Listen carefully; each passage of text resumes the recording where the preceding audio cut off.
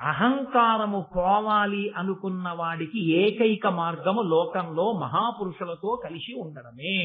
సత్పురుషులతోడి కూడిక వలన అహంకారం అనేటటువంటిది నశించిపోతుంది. అరే వాళ్ళే అన్ని తెలుసున్న వాళ్ళు అంత వినయంగా ఉన్నారు, అంత మర్యాదగా ఉన్నారు, అలా బ్రతుకుతున్నారు, అరే మనం దేనికి అహంకరిస్తాంరా, తప్పు కదా, తెల్లవారు లేస్తే చూస్తున్నామని వాళ్ళని చూసి వాళ్ళతో కలిసి ఉండడం వల్ల మనసు మారుతుంది.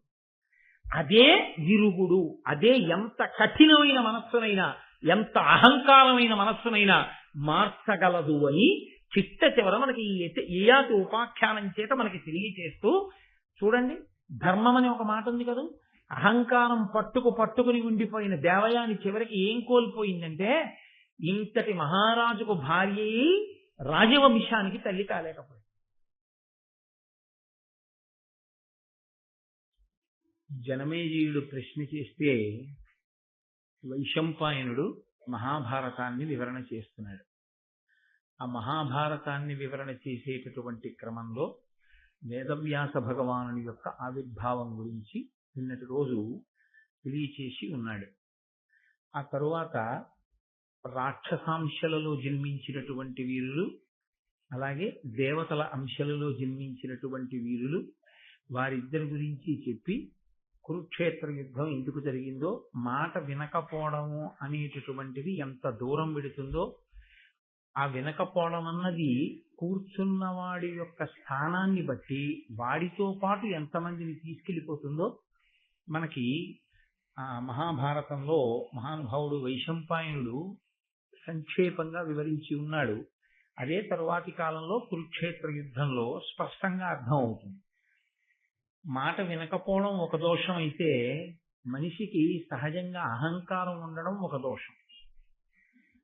ఇది ఎలా ఉంటుందంటే, ఈ అహంకారం అనేటటువంటిది ఉండకూడదు అని చెప్పడం చాలా తేలిక, కానీ సభాముఖంగానూ అహంకారాన్ని పరిత్యజించడం అనేటటువంటిది అంత తేలికైన విషయం మాత్రం కాదు, చెప్పినంత తేలిక మాత్రం కాదు. దానికి చాలా చాలా పరిశీలన ఉండాలి.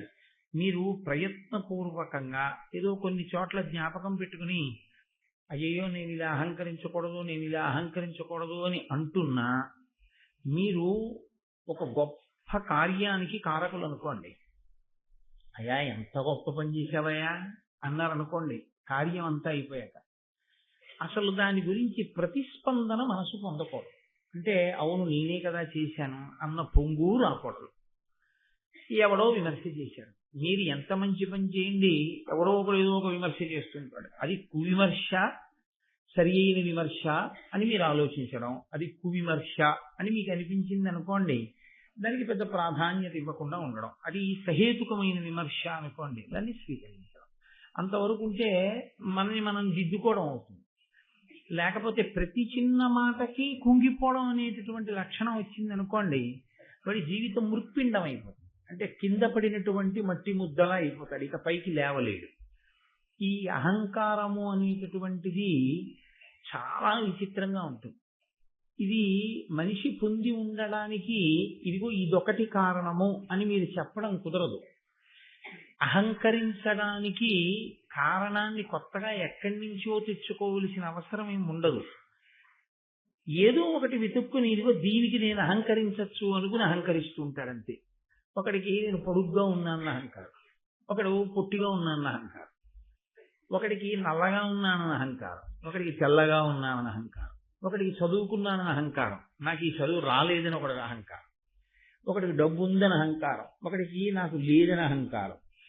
అసలు మనిషి అహంకరించడానికి కొత్తగా కారణం అన్నది వెతుక్కోవలసిన అవసరం ఉండదు. దాంట్లో మనిషి తాదాత్మ్యత పొందవలసినటువంటి స్థితికి వశుడైతే ఏదో కారణాన్ని వెతుక్కుంటాడు.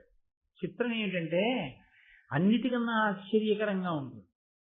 తల్లిలో తండ్రిలో అధికారంలో ఉంటాడు, అందుకని బిడ్డలకు అహంకారం లేదు. భర్త అధికారంలో ఉంటాడు, భార్యకు అహంకారం. భార్య అధికారంలో ఉంటుంది, భర్తకు అహంకారం. తండ్రి గారు చాలా కీర్తి ప్రతిష్టలు వహించిన వాడై ఉంటాడు, అందుకని బిడ్డలకు అహంకారం. భర్త గొప్పవాడని భార్యకు అహంకారం, భార్య చాలా గొప్పది లబ్ధ ప్రతిష్ఠురాలని భర్తకు అహంకారం. పోనీ వీడికి ఏమైనా ఉందా అహంకరించడానికి? నీకు ఇది ఉందా అని అడిగారు అనుకోండి, నీకు ఏ గొప్పతనం ఉందయా అహంకరిస్తున్నావు అని అడిగారు అనుకోండి, మా ఆయన గొప్పవాడు అందుకు అహంకరిస్తున్నాడు. ఏమయ్యా నీకు దేనికయ్యా అహంకారం అన్నారు అనుకోండి, మా ఆవిడ చాలా గొప్పది అందుకు ఈయనకి అహంకారం. కాబట్టి దానికి అర్థమేం ఉండదు. ఈ అహంకారం వల్ల వచ్చేటటువంటి సమస్యలు, ఈ అహంకారం వల్ల వచ్చేటటువంటి ఇబ్బందులు ఒకటి రెండు ఉండవు.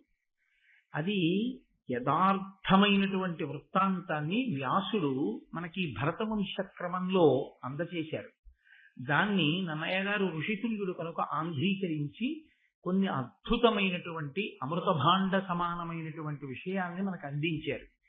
దీన్ని కొంచెం మీరు జాగ్రత్తగా పరిశీలించగలిగితే మనిషిని ఎంతో ఉన్నతికి తీసుకెళ్తుంది, మనిషికి ఒక గొప్ప ఆలంబనాన్ని ఇస్తుంది.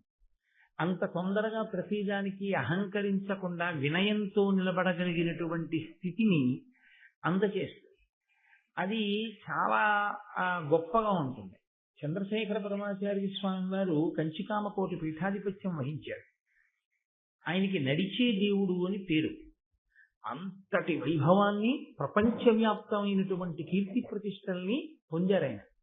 అటువంటి మహాపురుషుడు ఒకానొకప్పుడు ఆయన ఇలా నడిచి వెళ్ళిపోతూ ఉంటే రోడ్డుకి ఇరుప్రక్కలనున్నవారు కూడా నేల మీద పడి ఉండేవారు. ఒకానొక సందర్భంలో అయితే ఆయన ద్రవిడ దేశంలో నడిచి వెడుతుంటే 96 ఏళ్ల వయస్సులో ముందు తొట్టి రిక్షా వెడుతుంటే దాన్ని పట్టుకుని ఆయన నడిచి వెడుతుంటే, తొట్టి రిక్షా ఎక్కకూడదా అని మీరు అడగచ్చు, సన్యాసి వాహనం ఎక్కకూడదు. అందుకని ఆయన నడిచి వెడుతూ ఉంటే ఎదురుగా బస్సుల్లో వస్తున్న వాళ్ళు చెప్పులు బస్సుల్లో విప్పేసి రోడ్డు రెండు పక్కల బస్సులు ఆపేసి కిందకి దిగిపోయి రెండు పక్కల ఆయన వెళ్ళిపోయేంత వరకు నేల మీద పడి నమస్కారం చేస్తుండగా ఆయన నడిచి వెళ్ళిపోయేవారు. వెళ్ళిపోయిన తర్వాత బస్సులు వెళ్ళేవి. తమంత తాముగా అన్ని కోట్ల మంది నీరాజనాలు పట్టారు ఆయనకి. అంతటి మహాపురుషుడు ఒకసారి మాట్లాడుతూ అన్నారు, ఇంతమంది నాకెందుకు నమస్కరిస్తారో తెలుసా? నేను శంకరాచార్యుల వారు బట్ట కట్టుకున్నట్టుగా బట్ట కట్టుకుని వేషం కట్టాను, అందుకుని నాకు నమస్కారాలు. ఇవన్నీ ఎవరికి చెందుతాయంటే శంకర భగవత్పాదులకి చెందుతాయి తప్ప ఇవన్నీ నాకు అని మీరు అనుకోకండి. ఈ నమస్కారాలన్నీ శంకరాచార్యుల వారికి. వారు ఎలా సత్యదండం పట్టుకున్నారో అలా, వారు ఎలా కాషాయం కట్టుకున్నారో అలా కట్టుకుని వారు స్థాపించినటువంటి పీఠానికి నేను ఆధిపత్యం వహించినటువంటి కారణం చేత నాలో శంకరుల్ని చూసి నమస్కరిస్తున్నారు తప్ప ఈ నమస్కారములు నాకు కాదు. అలా అనగలిగినటువంటి స్థితి ఎంతమందికి ఉంటుంది? అది చాలా చాలా గొప్ప లక్షణం. ఎన్ని ఉన్నా తాను అంత వినయంగా ఉండగలగడం, తాను అంత మర్యాదతో ప్రవర్తించగలగడం, దేని చేత కూడా తాను ఆ గొప్పగా ఇదంతా నాదే అనేటటువంటి అహంకారాన్ని పొందకుండా ఉండగలగడం, అన్ని విభూతులు ఈశ్వరుడు ఇచ్చిన అత్యంత వినయంతో ప్రవర్తించగలగడం, ఇది అంత తేలిగ్గా అబ్బే విషయం కాదు. ఇక అహంకారం అంటారా, అది పొంది ఉండడానికి ఏమీ నేర్చుకోక్కర్లేదు. ఏమీ తెలియకపోవడమే అహంకారం పొంది ఉండడానికి ప్రధానమైనటువంటి కారణం. అన్నీ తెలిసి నాకు అణిగిమడిగి పడుంటుంది, ఏమీ నాకు ఎగిరిగిరి పడుతుంది అని మనకి తెలుగులో ఒక సామెత. అలా చాలా అద్భుతమైనటువంటి గాథ. నిజంగా మనుష్యుడిగా పుట్టినటువంటి ప్రతి వాడు మహాభారతంలో చదివి తెలుసుకుని అనుష్ఠానంలోకి తెచ్చుకోవడానికి ఆదర్శంగా తీసుకోవలసినటువంటి గాథ. అన్ని ధర్మ సూక్ష్మములతో కూడుకున్నటువంటి గాథ. ఆద్యంతము అంత గొప్పగా ఆవిష్కరించారు మహానుభావుడు నన్నయ్య గారు. మీరు ఆ కథాక్రమాన్ని పరిశీలనం చేదురు గాని, నేను నిన్నను ఆ కథ ప్రారంభం చేసి ఉన్నాను. బృహస్పతి కుమారుడు కచుడు, శుక్రాచార్యుల వారి కుమార్తె దేవయాని. శుక్రాచార్యుల వారు రాక్షసరాజైనటువంటి వృషపర్వుడికి మంత్రి. బృహస్పతి కుమారుడైనటువంటి కచుణ్ణి దేవతలందరూ ప్రార్థన చేశారు, నువ్వు త్రికరణ శుద్ధిగా గురువుని సేవించు. గురువు దగ్గర మాయోపాయంతో విద్య నేర్చుకోమని పంపించడం కొన్ని కోట్ల జన్మలు నశించిపోని పంపించడం. మాయోపాయంతో గురువు దగ్గర విద్య నేర్చుకోకూడదు. కాబట్టి గురు శుశ్రూష చేసి నేర్చుకో. ప్రధానంగా శుక్రాచార్యుల వారి దగ్గర ఏం తెలుసుకోవాలంటే మృత సంజీవని విద్య తెలుసుకో. ఆయన దగ్గర ఆ విద్య ఉన్న కారణం చేత చనిపోయిన వాళ్ళని బ్రతికిస్తున్నాడు శుక్రుడు. మనకి అలా బ్రతికించగలిగినటువంటి ఆ మంత్రశక్తి లేదు. ఆ కారణం చేత రాక్షసుల చేతిలో మడిసిపోయిన దేవతలు మళ్ళీ ప్రాణం పొందే అవకాశం కలగట్లేదు. కాబట్టి గురువుని సేవించి నువ్వు ఆ విద్య నేర్చుకో. ఆయన వెళ్ళి అదే చెప్పాడు, నేను బృహస్పతి కుమారుణ్ణని చెప్పాడు. అంతే గౌరవించాడు శుక్రాచార్యుల వారు. ఆదరించాడు, దగ్గర కూర్చోబెట్టుకున్నాడు, చదువు నేర్పుతున్నాడు. ఇక్కడ విచిత్రం ఒకటి ఉంది.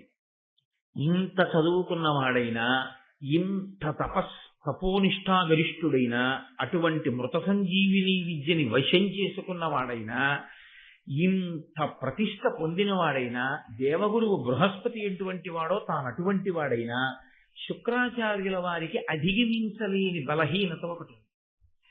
ఏమిటా బలహీనత అంటే ఆయనకు ఒక్కతే కూతురు దేవయాని. ఆయన ఆ దేవయాని మనసు గాయపడడాన్ని కించిత్ ఇష్టపడడు.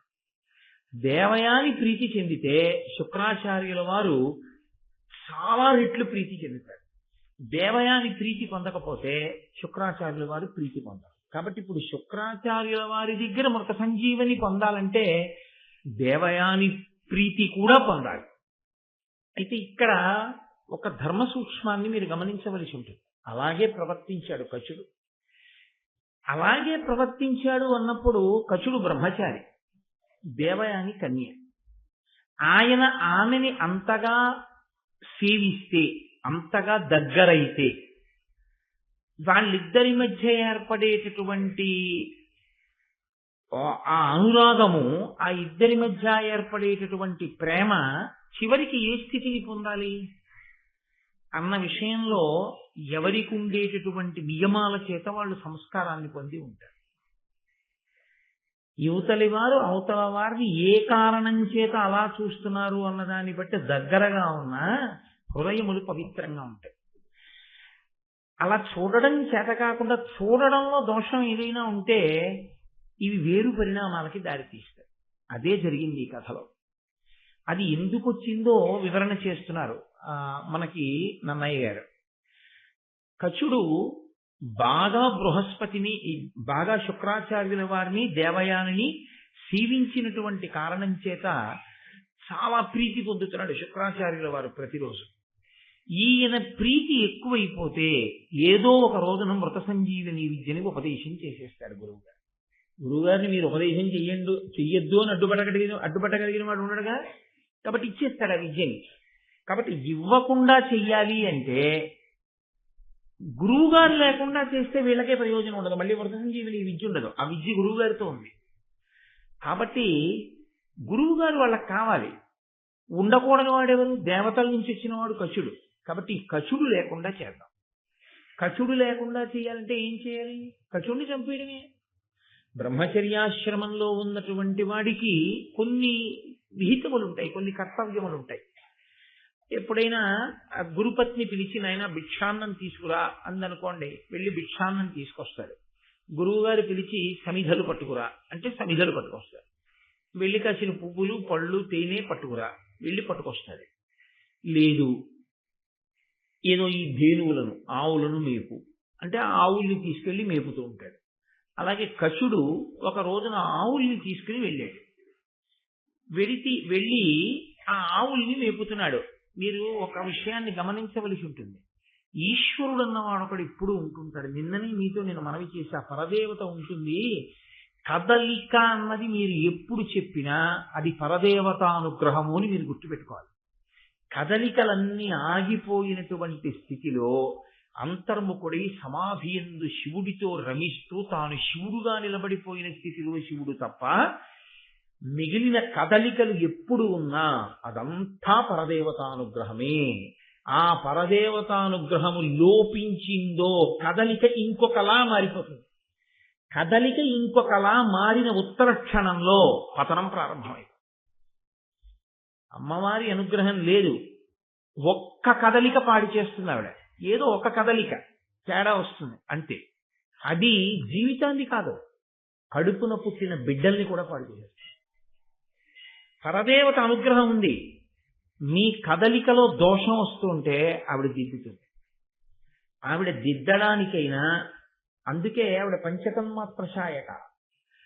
ఆవిడ వీడిలా ఇంద్రియ లౌల్యానికి గురి కాని అని విడిచిపెట్టినా ఒక్కటే కారణం, అవతల వ్యక్తి యొక్క ధర్మనిష్ట, అవతల వ్యక్తి యొక్క భక్తి, ఈ రెండిటినీ ప్రాతిపదికగా తీసుకుంటాం. ఇప్పుడు ఆయన అదృష్టం చూడండి. ఆయన సమిధలు తీసుకురావడానికి వెళ్ళి ఉంటే దారి తప్పాడు అనుకుంటాడు. ఆయన ఆవుల్ని కాస్తూ వెళ్ళాడు. ఆవులకు లక్షణం ఉంటుంది. తీసుకెళ్ళినటువంటి వాడు ఎక్కడికో వెళ్ళిపోయినా ఆవులు తిరిగి ఇంటికి వచ్చేస్తాయి. వాటికి అదొక లక్షణం ఉంటుంది. నిన్ను శృంగగిరి పీఠాన్ని నిర్వహణ చేసేటటువంటి హరిప్రసాద్ గారు మన దగ్గరికి వచ్చారు.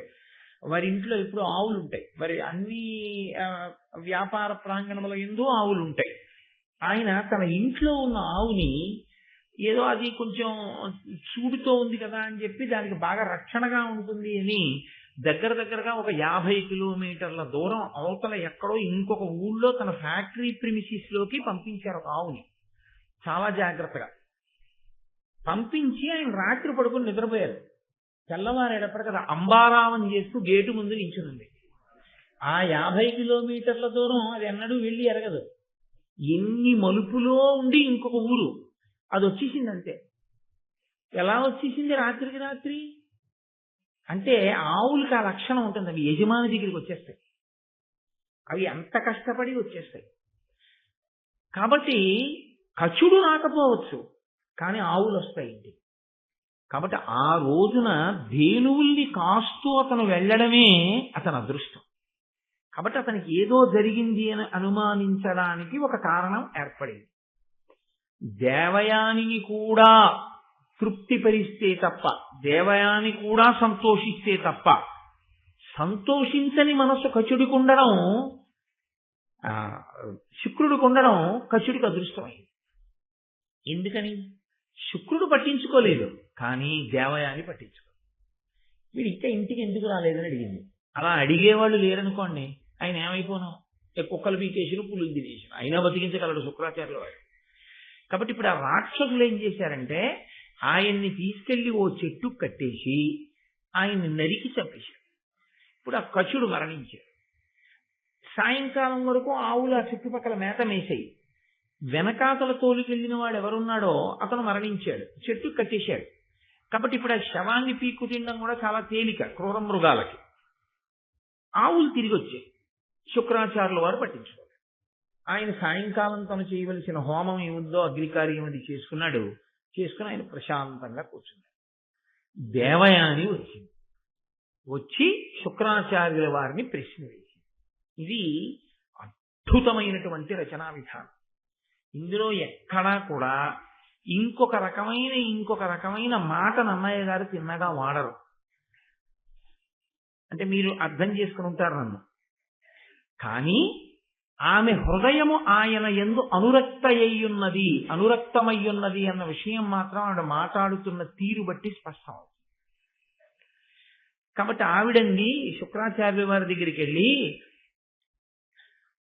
వాడిమయాఖముల్ కలుగువాడ పరాంబుది గ్రుంకే ధేనువుల్ నీడిట వచ్చే ఏకతమ ఇష్టమయిన్ భవదగ్నిహోత్రముల్ పోడిగ వేల్వగాబడి ప్రొద్దును పోయి కచుండు నేనియున్ రాడు వనంబులోన మృగరాక్షస పన్నగ బాధనొందెనో. ఇది మనసులో ఎంతో ప్రేమ ఉన్నటువంటి వాళ్ళు తప్ప మాట్లాడనటువంటి మాటలు. కచుడు అన్నవాడు వాడు తిరుగుతున్నాడు, వాడు కనపట్టలేదు ఏంటంటే ఇవాళ అని వెళ్ళిపోవడం వేరు. ఈవిడ ఇవాళ మాట్లాడుతున్న తీరు వేరు. దేవయాని అంటే దేవయాని ఆయన ఎందు కచుని ఎందు అనురాగమును పెంచుకుంటోంది అనడానికి ఈ పద్యం సాక్ష్యం. ఆవిడంది, వాడిమయూఖముల్ కలుపువాడ పరాంబుది గ్రుంకే. చాలా తీవ్రమై వేడి కలిగినటువంటి కిరణములు కలిగినటువంటి సూర్య భగవానుడు పశ్చిమ సముద్రంలో మునక వేశాడు. అంటే సూర్యాస్తమయం అయిపోయింది. ధేనువుల్ నేటిట వచ్చే నేకతమ. వెళ్ళినటువంటి ఆవులు ఒక్క ఆవులే తిరిగి వచ్చాయి. ఆవుల్ని తోలుకుని వెళ్ళిన వాడు తిరిగి రాలేదు. నిష్టమైన భవదగ్నిహోత్రముల్ పోడిగ వెల్వగాబడియే. నీ అగ్నిహోత్రం ఉందే దానికి చక్కగా నువ్వు హోమకార్యం మాత్రం పూర్తి చేసేశావు, హవిస్సులు ఇచ్చేసావు. ఆ అగ్నిలో వేల్చవలసినవి వేల్చావు, దానికి చేయవలసిన పూజ పూర్తి చేసేశావు. అంటే అందులో ఒక చిన్న దెప్పి పొడుపు ఉంది, నువ్వు పట్టించుకోలేదు, కచుడు రాలేదన్న విషయాన్ని నాన్న. కాబట్టి నువ్వు సాయంకాలం చేయవలసిన పని చేసేసావు, అగ్నికార్యం అయిపోయింది. కచుండు నేను రాడు, కచుడు మాత్రం తిరిగి రాలేదు. అంటే ఆవిడికి ఎంత ఆందోళన ఉందో చూడండి ఆయన రాకపోవడం మీద. కచుండు నీనియున్ రాడు వనంబులోన మృగరాక్షస పన్నగ బాధనుందెనో. వనంలో అరణ్యంలో మృగముల వలన కాని, రాక్షసుల వలన కాని, పాముల వలన కాని ఏమైనా బాధ పొందాడో ఏమో. కాబట్టి నాన్నగారు కచుడు రాలేదు, నాకు చాలా ఆందోళనగా ఉంది అన్నారు. అంటే వెంటనే దేవయాని ఏదైనా ఒక మాట అంటే దానికి చాలా ప్రాధాన్యత ఇస్తాడు శుక్రాచార్యుల వారు. ఆయనకున్న తన కూతురు మీద ఆయనకున్నటువంటి అభిమానము అవధి లేనిది, అంత ప్రేమ కలిగినటువంటి వాడు. అది తండ్రితనానికి దోషమా అంటే దోషమని చెప్పలేం, కానీ అంతటి మహాతపస్వికి అంత హద్దులేని ప్రేమ ఉండడం ఆశ్చర్యకరం. కాబట్టి ఇప్పుడు ఆ శుక్రాచార్యుల వారు ఒక్కసారి దివ్య దృష్టితో, నేను మీతో మనవి చేశాను, ఈ నేత్రం మనకు ఒక లక్షణం ఉంటుంది, ఇది కొంత దూరం మాత్రమే చూస్తుంది, మాంసనేత్రం. అంతకన్నా దూరం చూడగలిగినవి కొన్ని ఉంటాయి, వాటిని తపస్సంపత్తి చేత పొందినటువంటి దృష్టి అంటారు. అప్పుడు ఈ కన్ను మూసేస్తారు, ఆంతరనేత్రాన్ని తెరిచి చూస్తారు. చూసినప్పుడు వాళ్ళు ఇలానే చూస్తే ఎలా చూస్తానో అలా వాళ్ళు చూడగలరు, ఆ శక్తి ఉంటుంది. అలా ఉంటాయా అండి? నీకు లేదని ఎవడికో లేదని నువ్వు అనకూడదు. నువ్వు చేయలేదుగా అలా తపస్సు, నువ్వు అలా చేసి ఉంటే నీకు వచ్చి ఉంటుంది. నువ్వు చెయ్యకుండా అన్నం తింటే ఆకలి తీరుతుందా అండి అని నువ్వు అన్నం తిననప్పుడు అడుగుంటావు. నువ్వు ఇప్పుడు తిన్నావు కాబట్టి నువ్వు ఇప్పుడు అలా అడగవు. నువ్వు ఓసారి అంత గొప్ప తపస్సు నువ్వు చేసి ఉంటే ఈ ప్రశ్నను వెయ్యవు. ఈ ప్రశ్న వెయ్యకుండా అది మూఢనమ్మకం అనడం నీ అజ్ఞానానికి పరాకాష్ఠ. కాబట్టి ఇప్పుడు ఆయన లోదృష్టితో, ఆంతరదృష్టితో ఒక్కసారి లోకం అంతా చూశాడు. ఎక్కడున్నాడు కచుడు? ప్రధానంగా అరణ్యమే కదండి, ఆ ధేనువుల్ని తీసుకెళ్ళింది, కనపడలేదు. ఏమిటా అని బాగా పరిశీలనంగా చూస్తే ఓ చెట్టుకి కట్టబడినటువంటి శవం కనపడింది. ఆయన అన్నాడు, చంపేశారమ్మా, రాక్షసులు కచుడిని చంపేశారు అసూయ చేత. అదిగో చెట్టు దగ్గర ఉందమ్మా శవం అన్నాడు. వెంటనే దేవయాని చాలా బాధపడిపోయింది. అలా కాదు నాన్నగారు, బ్రతికించాలని ఆయన తన విద్యని స్మరించాడు, మృత సంజీవని స్మరించి. అంటే ఎంత చెప్పు చేతల్లో ఉంటాయో చూడండి ఆ శక్తులు. ఒకసారి వశం అయిపోతే అది పెద్ద విశేషం కాదండి. ఒక కుక్క వశం అయితే మీరు బంతి అలా విసిరి పట్టరా అంటే పట్టుకొస్తుంది వెళ్ళి, మీరు రాత్రి పడుకుంటే తిరుగుతూ కాపాడు. ఒక పెద్ద పులి, సహజంగా క్రౌర్యం ఉన్నటువంటి పులి, ఇదిగో ఈ వలయంలోంచి దూరు అంటే దూరుతుంది, అలవాటు చేస్తుంది. ఒక దివ్యమైనటువంటి శక్తిని పొందినవాడు ఆ శక్తిని వెళ్ళి వీడి చెయ్యి అంటే ఆ శక్తి ఆయనకి ఎందుకు వశమై పనిచేయదని మీరు అనుకుంటున్నారు? కాబట్టి పని చేస్తుందంటే. కాబట్టి ఆయన మృత సంజీవని విద్యని పిలిచి అన్నాడు, నువ్వు వెళ్ళదిగో చెట్టుకు కట్టబడినటువంటి కచుణ్ణి స్పృశించి ఆయన్ని మళ్ళీ పునరుజ్జీవితుణ్ణి చెయ్యి. ఇప్పుడు ఆ విద్య వెళ్ళి ఆయన్ని స్పృశించింది, ఆయన మళ్ళీ బ్రతికాడు. కచుడు తిరిగి వచ్చేసాడు. చాలా సంతోషించాడు కచుడు, మహానుభావుడు నన్ను బ్రతికించాడు. పైకి ఈ మాట అనకపోయినా లోపల చాలా సంతోషించింది దేవయాని. అమ్మయ్య, కచుడు బ్రతికాడు. పగ పెరిగింది రాక్షసులకి. వీడ సాధ్యం కొలా, వీడిని చంపేశాన్రా, వీడిని చంపేస్తే శుక్రాచార్యుల వారు మళ్ళీ ఆ మృత సంజీవని విద్యని పంపి బతికించాడు. కాబట్టి ఎవరి ఆలోచనలు వాళ్ళకు ఉంటాయి కదండి. వాళ్ళందరూ సమావేశమయ్యారు. శవం దొరికితే బతికించాడు. కాబట్టి అసలు శవం దొరకకుండా ఉండాలి. మన గురువు గారి దగ్గర శక్తి బూది చేసేసి ఎక్కడన్నా పెట్టినా బతికిస్తాడు మళ్ళీ. కాబట్టి ఇక బతికించడానికి అవకాశం లేకుండా చెయ్యాలంటే ఏం చేయాలి? బూది చేసి గురువు గారి కడుపులోకే పంపించేయాలి. పంపించేస్తే ఇప్పుడు వాడిని బతికిస్తే మృత సంజీవని విద్యని పంపించి వాడు బయటికి రావాలిగా, కడుపులో ఏనాలు పెట్టి కూర్చుంటాడు. బయటికి రావాలి. వాడు బయటకు వస్తే గురువుగారు తెచ్చుకుంటారు. అందుకని గురువుగారికి బతికించాడు. కాబట్టి గురువుగారి కడుపులోకే పంపించేయాలంటే ఈ మాట వాణ్ణి చంపి కాల్చి బూది చేసి గురువుగారు పుచ్చుకునేటటువంటి మద్యంలో కలిపి పట్టించాడు. మద్యానికి మత్తు ఎక్కించే లక్షణం ఉందిగా, అందులో ఏమిటి అంత బూది వస్తోంది ఏమిటి, అది అలా ఉంది ఏమిటి ఆలోచించాడు. మొదటి గుటకలోనే మత్తు ప్రారంభమై తాగేస్తాడు అని వాళ్ళు ఏం చేశారంటే కచుణ్ణి కాల్చి ఆ శవాన్ని బూది చేసి ఆ బూది తీసుకెళ్లి శుక్రాచార్యుల వారు తాగేటటువంటి మద్యంలో కలిపి ఆయనకి ఇచ్చారు. ఆయన పుచ్చేసుకున్నారు. అంటే దీన్ని బట్టి ఒక విషయం స్పష్టము అని తెలుస్తోంది. అప్పటి వరకు బ్రాహ్మణులు కూడా మద్యం సేవించేటటువంటి అలవాటు ఉందన్నమాట. కాబట్టి ఇప్పుడు అడవికి పువ్వులు తేరగబడి నరిగిన కచుని చంపి వారక ధనుజుల్ పడవుసెడ కాల్చి సురతో పడయకయ బూది శుక్రు త్రావించి లొగిన్. పువ్వులు తేవడానికి అరణ్యానికి వెళ్ళినటువంటి కచుణ్ణి చంపేసి కాల్చేసి బూది చేసి సురలో కలిపి శుక్రాచార్యుల వారితో తాగించేశారు. తాగించేస్తే మళ్ళీ చీకటి పడిపోయాడు. మళ్ళీ రాలేదు. మళ్ళీ రాకపోతే పట్టించుకునేవాడు ఎవరు? దేవయాని ఒక్కటే. అలా అసమానం అతని గురించి ఆలోచించి అతను వచ్చాడో లేదో అంటే అర్థం ఏంటి? పగలంతా ఆవిడ రాత్రి ఎప్పుడు వస్తాడని ఎదురు చూసుకుంటుందని గుర్తు. అంటే దాని అర్థం ఒక కన్యకి ఎటువంటి లక్షణం ఏర్పడింది అంటే అది ఖచ్చితంగా అనురాగ సంబంధమై ఉన్నది.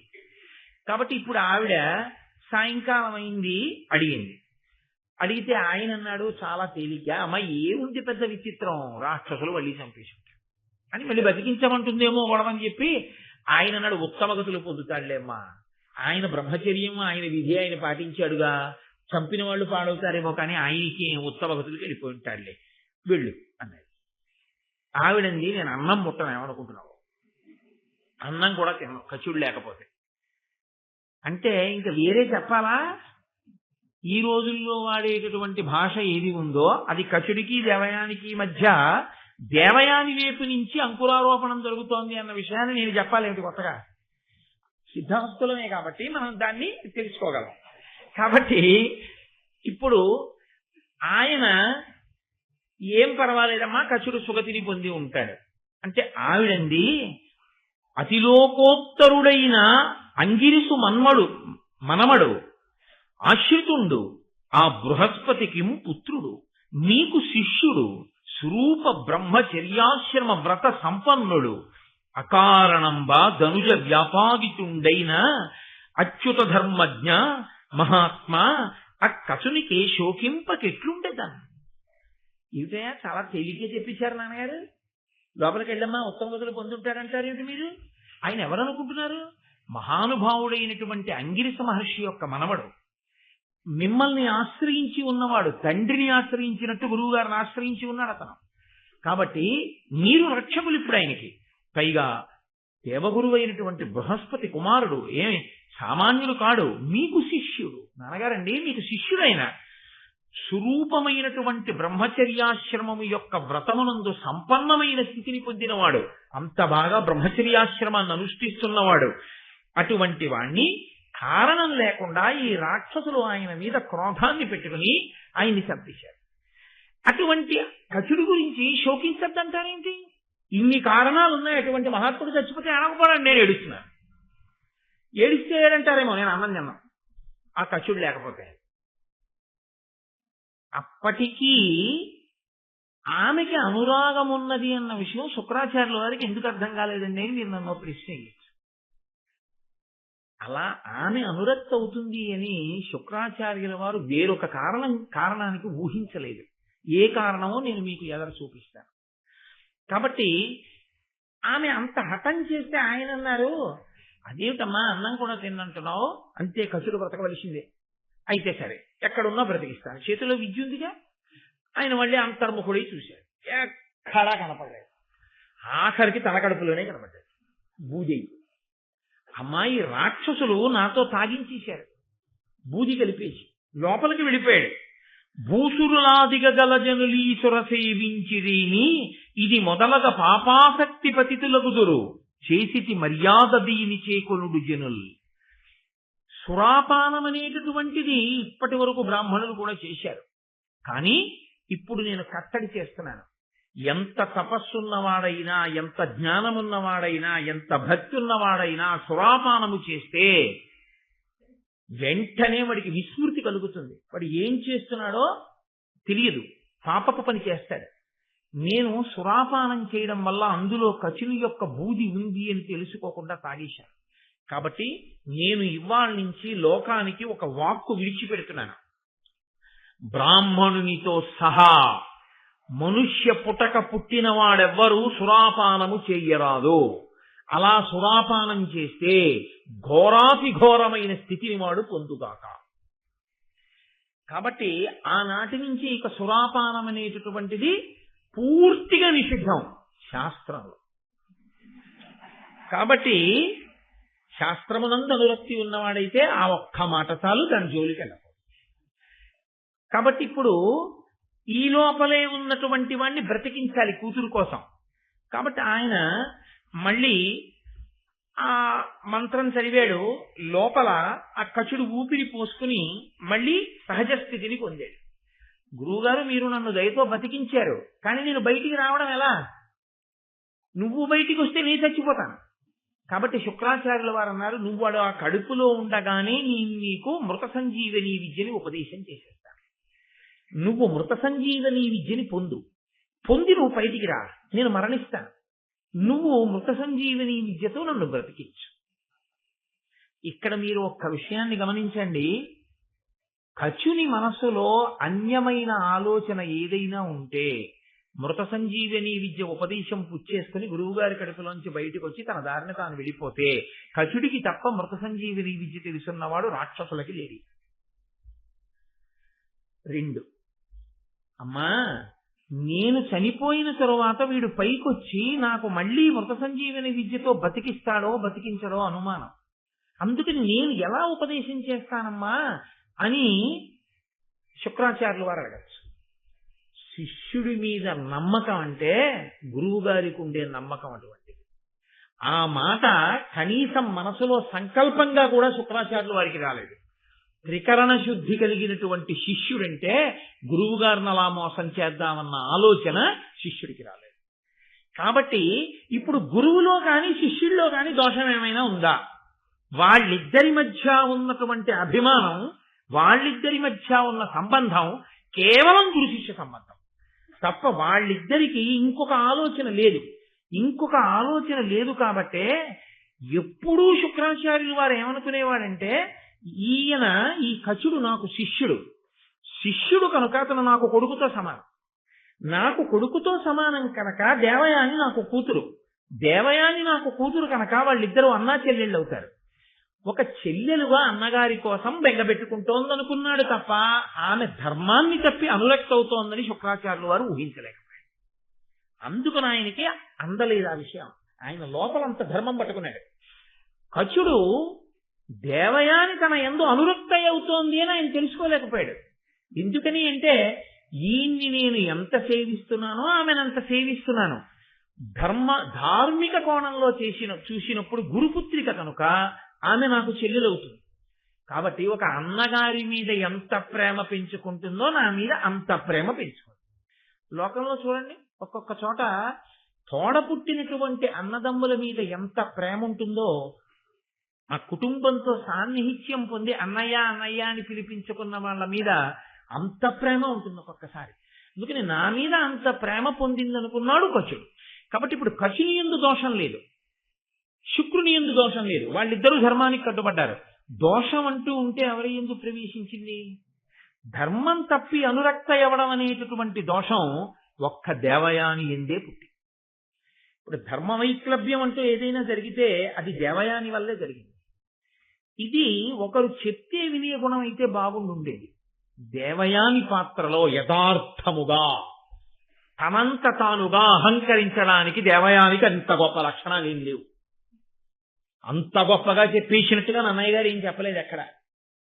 ఆవిడ ఎప్పుడు చెప్పుకున్నా ఆవిడ అహంకారం అంతా ఏమిటంటే నేను శుక్రాచార్యుల వారి కూతురు కాబట్టి నేను ఆయన యందు అనురక్త అవడమే వాడి జన్మధన్యం. నేను నీదానం అవుతానంటే పొంగిపోతాడు తప్ప అన్నన్నా అంటాడేమిటి అసలు అననే అనడం, అయ్య బాబోయ్ దేవయాని నా భార్య ఎవడమా అని పరవశించి కింద పడిపోతాడు అనుకుందండి. నేను శుక్రాచార్యుల వారి కూతుర్ని అనేటటువంటి లక్షణం చేత ఆవిడ పెంచుకున్న అభిజాత్యమో అహంకారమో అటువంటిది. నేను మీతో మనవి చేసింది అదే ఉపోద్ఘాతం. నేను బృహస్పతి కొడుకుని అని కచుడు కూడా అహంకరించవచ్చు, నేను మృత సంజీవని ఉన్నవాణ్ణి అని శుక్రాచార్యుల వారు కూడా అహంకరించవచ్చు. వాళ్ళిద్దరికీ లేదు. వాళ్ళు వాళ్ళ ధర్మంలో వాళ్ళు నిలబడ్డారు. వాళ్ళ మనసుల్లో ఏ విధమైనటువంటి అహంకారాలు లేవు, ఏ విధమైన అన్యభావనలు లేవు. ఉన్న అల్లరంతా ఎక్కడొచ్చింది? దేవయానితోనే వచ్చింది. కాబట్టి ఇప్పుడు తాను పొందాలనుకున్న ప్రధానమైన విద్యని తాను పొందేశాడు, మృత సంజీవని. పైగా గురువు గారిని సేవించి ఇతర విద్యలు నేర్చుకున్నాడు. కాబట్టి గురువు గారి దగ్గర సెలవు తీసుకుని, అయ్యా నేను వెళ్ళొస్తాను, ఇంకా నేను దేవలోకానికి వెళ్ళి మా తండ్రి గారిని దేవతల్ని సేవిస్తాను. చిత్రం ఏమిటంటే శుక్రాచార్యుల వారు నీకు ఇచ్చిన విద్యతో దేవతల్ని బ్రతికించవద్దు, ఇప్పటి వరకు రాక్షసులే బతికుంటున్నారు, దీంతో దేవతలను బ్రతికించవద్దు అని అనగలడు. విద్యనిచ్చిన గురువు దీనిని నువ్వు ఇలా ఉపయోగించవద్దు అని అనలేదు. అంటే ఆయన ఔదార్యం అటువంటి. ఇది శుక్రాచార్యుల వారి యొక్క గొప్పతనం. నిష్కర్షగా ఆయన మహానుభావుడు. ఆయన ఏ ఇతర కారణం చేత ఆ విద్యని ప్రయోగించవద్దు అన్న మాట ఏం లేదు. అసలు ఆయన ఆ విద్య గురించి ఆలోచించలేదు. అంత ఉదారుడై ఇచ్చేశాడంతే. గురువు అన్న మాటకున్న గొప్పతనం ఏంటంటే ప్రతిఫలాన్ని అపేక్షించడం అన్నది మనసులో ఎన్నడూ లేకుండా ఇవ్వడం ఒక్కటే తెలుసున్నవాడు. అది ఎక్కడి వరకు? తాను ఎంతో తపస్సు చేసి నేర్చుకున్నటువంటి విద్యల దగ్గర నుంచి, ఉపాసన బలం దగ్గర నుంచి శిష్యుల అభ్యున్నతి కొరకు ధారపోసేస్తాడు తప్ప తనకి ఈ ప్రతిఫలం ఉండాలని కోరుకున్నవాడు గురువు కానే కాడు. ఇలా ఎందుకు చేశారు అని అడిగారు అనుకోండి, అలా చెయ్యకుండా ఉండలేక. పొద్దున్నే పేపర్ ఎందుకు చదువుతారండి అన్నారు అనుకోండి, అలా చదవకుండా ఉండలేక. కాఫీ ఎందుకు తాగుతారండి అని అడిగారు అనుకోండి, కాఫీ తాగకుండా ఉండలేక. ఎందుకంటే మీరు అంత కష్టపడి నేర్చుకున్నవన్నీ అలా ధారపోసేస్తారు, అలా ధారపోయకుండా ఉండలేక. అది ఆయన మనస్థితి. అది కోట్ల కోట్ల మందిలో ఒక్కడికి ఈశ్వరుడు ఇస్తాడు. అది సుసంపన్నమైనటువంటి హృదయం. అది గురుత్వము అని పేరు దానికి. కాబట్టి శుక్రుడు మహానుభావుడు. కాబట్టి ఆయన ఏమీ నియమనం చేయలేదు, ఈ విద్యని ఇందుకు వాడవద్దు అని ఆయన ఏమనలేదు. ఆయన ఏ విధమైన స్వార్థం మనసులో పెట్టుకోలేదు. ఈయన్ని ఎంత గౌరవించాడో దేవయానిని కూడా అంతే గౌరవించాడు. కాబట్టి గురువు గారి దగ్గర సెలవు తీసుకుని దేవయాని దగ్గరికి వెళ్ళాడు. ఆవిడ దగ్గర కూడా సెలవు తీసుకుని వెళ్ళిపోదాం, అదొక మర్యాద కదా, ఆవిడికి కూడా చెప్పి వెళ్ళిపోతే మర్యాదగా ఉంటుంది అని వెళ్ళాడు. వెళ్ళి నేను బయలుదేరుతున్నాను దేవయాని, స్వర్గలోకానికి మళ్ళీ వెడుతున్నాను, అక్కడి నుంచే కదా వచ్చాను చదువుకోవడానికి. గురువు గారి అనుగ్రహంతో చదువు పూర్తయిపోయింది, మృత సంజీవిని విద్య కూడా నాకు వశమైంది అని చెప్పాడు. అంటే దేవయానంది, నీవును బ్రహ్మచారివి, వినీతుడవు, నేనును కన్యకను, మహీదేవ కులావతంస రవితేజ, వివాహము నీకు నాకు మున్ భావజ శక్తి నైనయది, పన్నుగనన్ను పరిగ్రహింపు సంజీవనితోడ శుక్రుదయన్, చెయ్యుము నాకు ప్రియంబు నావుడన్. ఎంత అహంకారం ఉందో చూడండి ఆ మాటలో. ఆవిడంది, నీవును బ్రహ్మచారివి, ఓ కచుడా నీవు బ్రహ్మచారి, నేనును కన్యకన్, నేను కన్యని. మనిద్దరి మధ్య, ఆవిడ దృష్టిలో వాళ్ళిద్దరి మధ్య ఉన్న అనుబంధం అంతే. ఆయన బ్రహ్మచారి, ఈవిడ కన్యక. ఆయనకి తర్వాత భార్యాస్థానంలోకి ఒక స్త్రీ కావాలి, ఈవిడికి భర్తృస్థానంలోకి ఒక పురుషుడు కావాలి.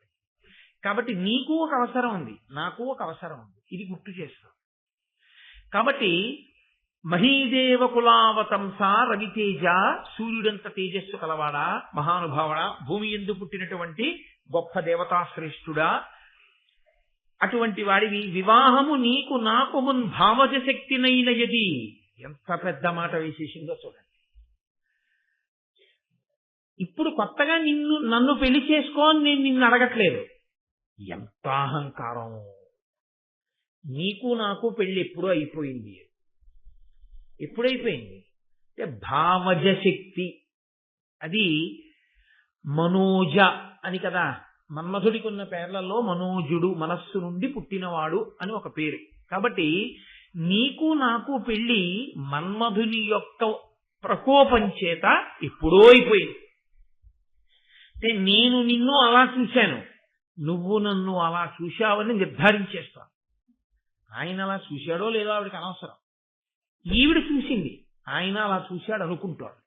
అనుకోవడం కాదు, అదే సత్యం అంటుంది. కాబట్టి నీకు నాకు పెళ్లి అయిపోయింది, మన్మధుడు చేసేశాడు మన ఇద్దరు పెళ్లి అయింది. భావజ శక్తినైనయది పన్నుగ నన్ను పరిగ్రహింపు సంజీవనితోడ శుక్రుదయం. శుక్రాచార్యుల వారి యొక్క దయతో 2 పుచ్చుకో. 1 మృత సంజీవని, 2 నీ అదృష్టం, నన్ను కూడా పుచ్చుకో. తప్ప అంతటి మహానుభావుడు తనకి భార్య అవ్వాలన్న వినయమీ లేదు ఆవిడికి. నేనా ఆయనకి భార్యనవ్వడం ఆయన అదృష్టం అనుకుంటాను. కాబట్టి శుక్రుని అనుగ్రహంతో మృత సంజీవనితో పాటు నన్ను కూడా పొందుద్ది. ఎందుకు దేవయానికి అహంకారం? నేను మీతో మళ్ళీ మళ్ళీ మనవి చేస్తున్నాను, అహంకరించడానికి ఏదో కారణం ఉందని అన్నయ్య గారు ఏం చెప్పలేదు. ఆవిడ మాత్రం చెప్తూ ఉంటుంది ఎప్పుడు. ఏమో తెలుసా అండి, మృత సంజీవుని తెలిసిన శుక్రాచార్యుల వారికి నేను కూతురునంటూ. తప్ప శుక్రాచార్యుల వారికి ఎంత వినయం ఉందో, ఆయనకి ఎంత తపస్సు ఉందో, అంత భక్తి ఉందో, ఎంత ధర్మం ఉందో, అందులో తనకెంత ఉందో ఎప్పుడూ పరిశీలించుకో. మహాత్ములతో ఉన్నటువంటి భౌతికమైన సంబంధాన్ని అహంకరించడానికి వాడుకోవడం పతనహేతువే తప్ప ఉన్నతికి హేతువు కాదు.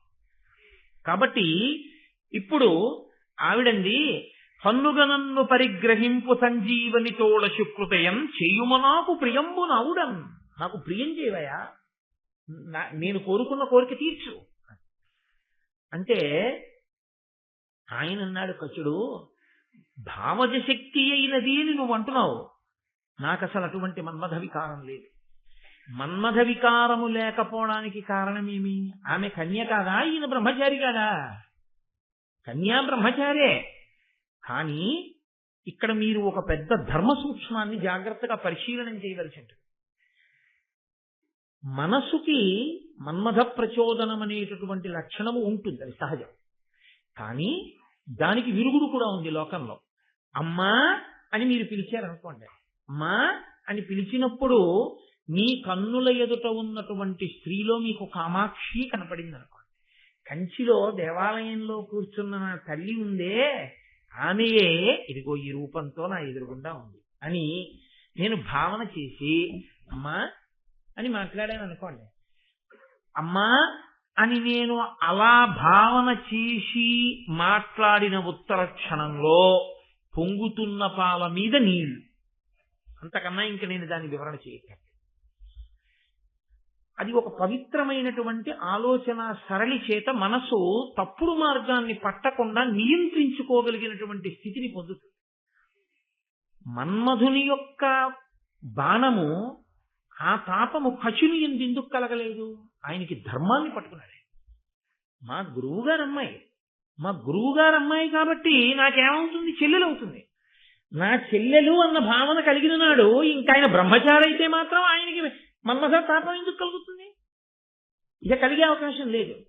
కలగలేదు ఎందుకని అంటే, ఈయన మా నాన్నగారి శిష్యుడు కాబట్టి మా నాన్నగారికి కొడుకుతో సమానం, నాకు అన్నయ్యతో సమానం అన్న భావన దేవయానికి లేదు. ధర్మం తప్పింది ఎవరైనా ఉంటే దేవయాని. తాను ధర్మం తప్పి మనిద్దరికీ మన్మధుని యొక్క ప్రచోదనం చేత పెళ్ళైందని నిర్ధారించడం ఎంత ధర్మం, ఎంత దోషభూయిష్టమైనటువంటి మాట తీరది. కాబట్టి ఇప్పుడు కచుడు చాలా మర్యాదగా మాట్లాడాడు. ఆయన అన్నాడు, తప్పు, నాకు అటువంటి వికారం లేదు, నేను ఎన్నడూ నిన్న ఆ భావనతో చూడలేదు. ఎంత అద్భుతమైన మాట అండి అది. ఆ భావన నాకు లేదు, నేను బ్రహ్మచారినేనే. ఎందుకంటే నీ యందు నాకు చెల్లెలి భావన ఉంది. చెల్లెలి భావన ఉన్ననాడు పక్కన వేరొక భావన కలిగే అవకాశం లేదు అసలు. కాబట్టి అలా చెల్లెలి భావన నేను కృతకంగా సృష్టించుకున్నది కాదు, ఆ అనుబంధం ఉంది గురుపుత్రికగా నీకు నాకు. కాబట్టి గురులకు శిష్యులు పుత్రులు. గురువుగారి శిష్యుడు అంటే సంప్రదాయంలో మంత్రోపదేశాన్ని పొందడమో, విద్యని గురువు గారి దగ్గర కూర్చుని నేర్చుకుని సంజీవని మంత్రోపదేశం పొందాడు అంటే ఉపదేశం పొందాడు కాబట్టి సంప్రదాయ శిష్యుడు. సంప్రదాయమునందు శిష్యుడయ్యాడు అంటే ఉత్తర క్షణంలో వారికి వీరికి మధ్య ఉన్న సంబంధం తండ్రి కొడుకుల సంబంధం అవుతుంది ఉపదేశం పొందితే. కాబట్టి ఇప్పుడు గురులకు శిష్యులు పుత్రులు. గురువు గారు శిష్యుల్ని పుత్రులుగానే భావన చేస్తాడు, బిడ్డలుగానే భావన చేస్తాడు తప్ప గురువుకి అంతకన్నా ఇంకొక భావ వికారం ఎన్నడూ ఉండదు. ఆడవారైనా మగవారైనా తన బిడ్డలుగానే భావన చేస్తాడు. కాబట్టి నేను నీ తండ్రికి పుత్రుడు లాంటి వాడిని. పైగా నేను ఉపదేశం పొందాను, మృత సంజీవిని విద్యని పొందాను ఆయన దగ్గర. పరమార్థమ లోక ధర్మ పథం ఇది. ధర్మంలో ఇదే మార్గం అంతే. గురువుగారు తండ్రి, నేను కొడుకు. దీనిని పరికింపక ఈ పలుకులు తరుణి గురుపుత్రి నీకు తగునే పలుకం. ఓ తరుణి, ఓ గురుపుత్రి, నేనాయనికి శిష్యుణ్ణి కొడుకునైతే నువ్వేమవుతావో నేను చెప్పక్కర్లేదు. నేనాయన కొడుకుని అని ఊహించుకున్న రోజునే నిన్ను నేను ఏ కోణంతో చూశానో నీకు అర్థమయ్యదు. కాబట్టి అలా అనకూడదు, తప్పు. కాబట్టి అమ్మా, నాకు నువ్వు చక్కగా అనుమతిని ప్రసాదించు, నేను స్వర్గలోకానికి వెడుతున్నాను. ఆవిడికి ఎక్కడ లేని కోపం వచ్చి నా మనసుని గాయపరచి వెడుతున్నావు కనుక అసలు ఏ మృత సంజీవని కొరకు నువ్వు ఇక్కడికొచ్చి ఇంత కష్టపడి మా నాన్న శుశ్రూష నాకు సేవలు చేసి దాన్ని పొందావో అది నీకు ఫలించకుండుగాక అని చెప్పించి. ఆయన అన్నాడు, నాకు ఫలించకపోతే ఫలించకపోవచ్చు. ఇచ్చిన తండ్రి గారు అనలేదండి ఈ మాట, ఆయన ఉదారుడు, ఈవిడండి. అంటే ఆయన అన్నాడు, నాకు ఫలించదు, కానీ అసలు ఇది నేను పొందుదామని కాదుగా నేను వచ్చింది, దేవతలు నన్ను అడిగితే వచ్చాను. కాబట్టి ఇప్పుడు నేను ఈ విద్య పట్టుకెళ్ళి దేవతలకు ఉపదేశం చేస్తాను, వాళ్ళకి ఫలిస్తుందిగా. విద్యకి ప్రయోజనం అంటూ ఉందా లేదా? విద్యకి ఉన్న ప్రయోజనాన్ని ఏ కారణానికి ఎవడో ఆపలేడు. నీ ఇంట ఒక్క మంచి పుస్తకం అంటూ ఉంటే నువ్వు చదవకపోవచ్చు, ఏదో ఒకనాడు నీ కొడుకో నీ కోడలో నీ మనవడో నీ కూతురో నీ అల్లుడో చదువుతాడు. అలా చదివినటువంటి చదువు ఉత్తినే పోతుందని అనుకోవడానికి వీల్లేదు. ఒక మంచి పుస్తకం చదవడం వల్ల దానిలోంచి పొందినటువంటి జ్ఞానము జీవితంలో ఎప్పుడో అప్పుడు అక్కడికి వచ్చి తీరుతుంది, అది మిమ్మల్ని కాపాడి తీరుతుంది. కాబట్టి నా వలన చదువు నిష్ప్రయోజనం కాదు, నేను పట్టుకెళ్ళి ఆ మంత్రాన్ని దేవతలకు ఉపదేశం చేస్తాను. దేవతలు ఎప్పుడైనా యుద్ధంలో రాక్షసులతో దేవతలు మరణిస్తే ఆ దేవతలు ఈ మంత్రాన్ని ప్రయోగించి మిగిలిన దేవతలను బతికించుకుంటారు, నాకొచ్చిన నష్టం లేదు. కానీ ధర్మము తప్పి బతికావు కాబట్టి, ధర్మము తప్పి మాట్లాడావు కాబట్టి నీకెందుకు ఈ బ్రాహ్మణ్యం? బ్రాహ్మణి కదా, బ్రాహ్మణుడి భార్య, బ్రాహ్మణ పుత్రివి నీవు. కాబట్టి నువ్వు ఒక బ్రాహ్మణుణ్ణి వివాహం చేసుకోవాలి. ఇంత ధర్మం లేని దానివి ఇంకొక బ్రాహ్మణుణ్ణి వివాహం చేసుకుంటే మాత్రం ఆయన బ్రాహ్మణ్యం ఏం నిలబెడతావు నువ్వు అనువర్తించి. కాబట్టి నీకెందుకు బ్రాహ్మణుడు భర్తగా, నీకు బ్రాహ్మణుడు భర్త కాకుండుగాక అన్నాడు. లోతైన అవగాహన కశునిదే, అసలు నిజమైన శాతం అదే. శుక్రాచార్యుల వారి ఏకైక కుమార్తె, భర్త బ్రాహ్మణ తేజస్సు కలిగిన వాడు కాదు. కాబట్టి ఆమెకి బ్రాహ్మణుడు వినా ఇంకొకడు దొరకాలి. ఇందులో నేను లోతుపాతులు స్పృశించను, కానీ ఎందుకనంటే ఎలాగో వస్తే అక్కడ చెప్పవలసి ఉంటుంది. బ్రాహ్మణ కన్యని బ్రాహ్మణుడు చేసుకోకుండా ఇతరులు చేసుకుంటే అప్పుడు ఏమైంది? తనకన్నా పైన ఉన్నటువంటి స్త్రీని తీసుకోవడం అయింది. దానివల్ల సంతానపరమైనటువంటి దోషములు వచ్చేటటువంటి అవకాశం ఉంది. మీరు ఎదర విలోమ సంబంధం గురించి వాటి గురించి కూడా ధర్మశాస్త్రం మాట్లాడుతుంది భారతం. అప్పుడు మీరు దాని గురించి పూర్తిగా పరిశీలన చేసే అవకాశం ఉంటుంది. కాబట్టి ఇప్పుడు ఇది పెద్ద శాపం. బ్రాహ్మణ స్త్రీ అయి ఉండి ఆమెకి బ్రాహ్మణుడు భర్త కాడు. కాబట్టి ఆవిడ జీవితంలో ఆవిడ ఎన్నడూ ఒక బ్రాహ్మణ పుత్రుణ్ణి కనలేదు. శుక్రాచార్యుల వారికి ఉన్నది ఒక్కతే కూతురు, దౌహిత్రుడు బ్రాహ్మణుడు కాకుండా పోతాడు. ఎక్కడి వరకు కట్టి కుడిపింది. ఇప్పుడు ఆవిడ అక్కర్లేనటువంటి చొరవ. అంటే భారతం తగినంత పరిణతి లేకుండా ఈ దేశంలో పుట్టినటువంటి ఆడపిల్లలు అతి చొరవ చూపి అనురక్తలు కావడాన్ని ఎంత ప్రమాదకరమైన విషయమో హెచ్చరిక చేసి చూపించింది. రుక్మిణీదేవంత పరిణతి కలిగితే వేరు, ఆ సందర్భం వేరు. అలా కాకుండా అడుగు తడబడితే ఉత్తరోత్తర తనతో పోదు, తనని కన్నవారితో సహా ఎన్ని ఇబ్బందులు వస్తాయో చూపిస్తోంది భారతం. కాబట్టి ఇప్పుడు ఆయన వెళ్ళిపోయాడు, ఆయనకి ప్రత్యేకంగా ఒక నష్టం వచ్చినట్లు మీకు భారతం వల్ల ఏమీ అనిపించదు. ఎందుకంటే కచుడు వెళ్ళిపోయాడు, హాయిగా ఉపదేశం పట్టుకెడతాడు, ఇంకోళ్ళకి ఇచ్చేస్తాడు, వాళ్ళ వల్ల ఆ మృత సంజీవని ప్రయోజనాన్ని దేవతలు పొందేస్తారు. పాడైపోయింది ఎవరైనా ఉంటే దేవయాని. అయితే ఒకటి జీవితంలో అహంకారం దెబ్బతింటే అహంకారం పెరుగుతుంది. దానికి ఆ లక్షణం. అగ్నిహోత్రం ఇంట్లో రగులుతోంది అనుకోండి, బాగా కరిగిన నెయ్యి, నీళ్ల కుండ రెండూ పక్క పక్కనే ఉన్నాయనుకోండి, నీటి కుండ తెలిసి తెలియని పిల్లవాడికి రెండూ నీళ్లలాగే ఉంటాయి. ఏమి నాన్నగారు ఇది కూడా ద్రవమే కదా, ఇది తీసుకెళ్లి పోసేస్తానని చెప్పి పట్టుకెళ్ళి నెయ్యి పోసేశాడు అనుకోండి, అగ్నిహోత్రంలో ఆరుతుందా? ఇంకా ప్రజ్వరిల్లుతుంది. నీటి కుండతో పట్టుకెళ్ళి నీళ్లు పోసారనుకోండి, నిధనమైపోతుంది. అలా అహంకారాన్ని దెబ్బతిందనుకోండి, అవతల వాళ్ళ అహంకారంతోనే నిలబడ్డ వాళ్ళు అనుకోండి, దానివల్ల పట్టుదలలు పెరిగిపోతాయి, విపరీత పరిణామాలు వస్తాయి తప్ప వాళ్ళని మాత్రం సంస్కరించుకోరు. ఎందుకంటే తిన్న దెబ్బ వల్ల మార్పు తెచ్చుకోగలిగితే వేరుగా ఉంటుంది. దాస్యం చేసిన వినత మంచి మార్గంలో వచ్చినట్టు. అరే ఈశ్వరుడు ఇంత దెబ్బ కొట్టాడు, మనం ఇప్పటి నుంచైనా జాగ్రత్తగా ఉందాం అనుకుని ఉంటే ఏమో ఈ కథ ఎలా ఉండుండేది. ఇది కథ ఏం కాదు, యథార్థంగా జరిగిన సందర్భం. కాబట్టి ఇప్పుడు ఆవిడ కొంతకాలం అయిపోయింది. వృషపర్వుని యొక్క కుమార్తె, అంటే వృషపర్వుడు అంటే శుక్రాచార్యుల వారు ఎవరి దగ్గర మంత్రిగా ఉన్నారో ఆ రాక్షసరాజు వృషపర్వుడు. ఆ వృషపర్వుని యొక్క కుమార్తె శర్మిష్ఠ. ఆ శర్మిష్ఠతో కలిసి దేవయాని ఇంకా ఒక 1000 మంది కన్యకామణులతో కలిసి అందరూ కలిసి ఏదో వనంలో ఆడుకుని జలక్రీడలు ఆడదామని వెళ్ళారు. ఏదో వనంలో కాసేపు ఆడుకున్నారు. ఆడుకున్న తర్వాత డస్సిపోయారు. డస్సిపోయిన తర్వాత అందరూ కలిసి జలక్రీడలు ఆడుతున్నారు. ఆ జలక్రీడలు ఆడేటప్పుడు వాళ్ళు విడిచిపెట్టినటువంటి బట్టలన్నీ ఒడ్డును పెట్టుకుని అందులోకి వెళ్ళి స్నానం చేస్తున్నారు. ఎక్కడి నుంచి వచ్చిందో గాలి వచ్చింది. ఎక్కడి నుంచి వచ్చిందో గాలి వచ్చిందంటే ఏమిటో తెలుసా అండి? మీరు ఒక్కటే గుర్తుపెట్టుకోవాలి, కదలిక కాదు గాలి. నేను మీతో మనవి చేయలే, కదలికలన్నీ పరదేవతమని. మార్పు తెచ్చుకోని దేవయానికి చాలా పెద్ద దెబ్బే పడబోతోంది. అసలు ఆ గాలి రావడమే కథ తిప్పేసింది మొత్తం. అసలు మొత్తం ఈ కథలో పెద్ద మలుపు ఎక్కడా అంటే ఆ గాలే.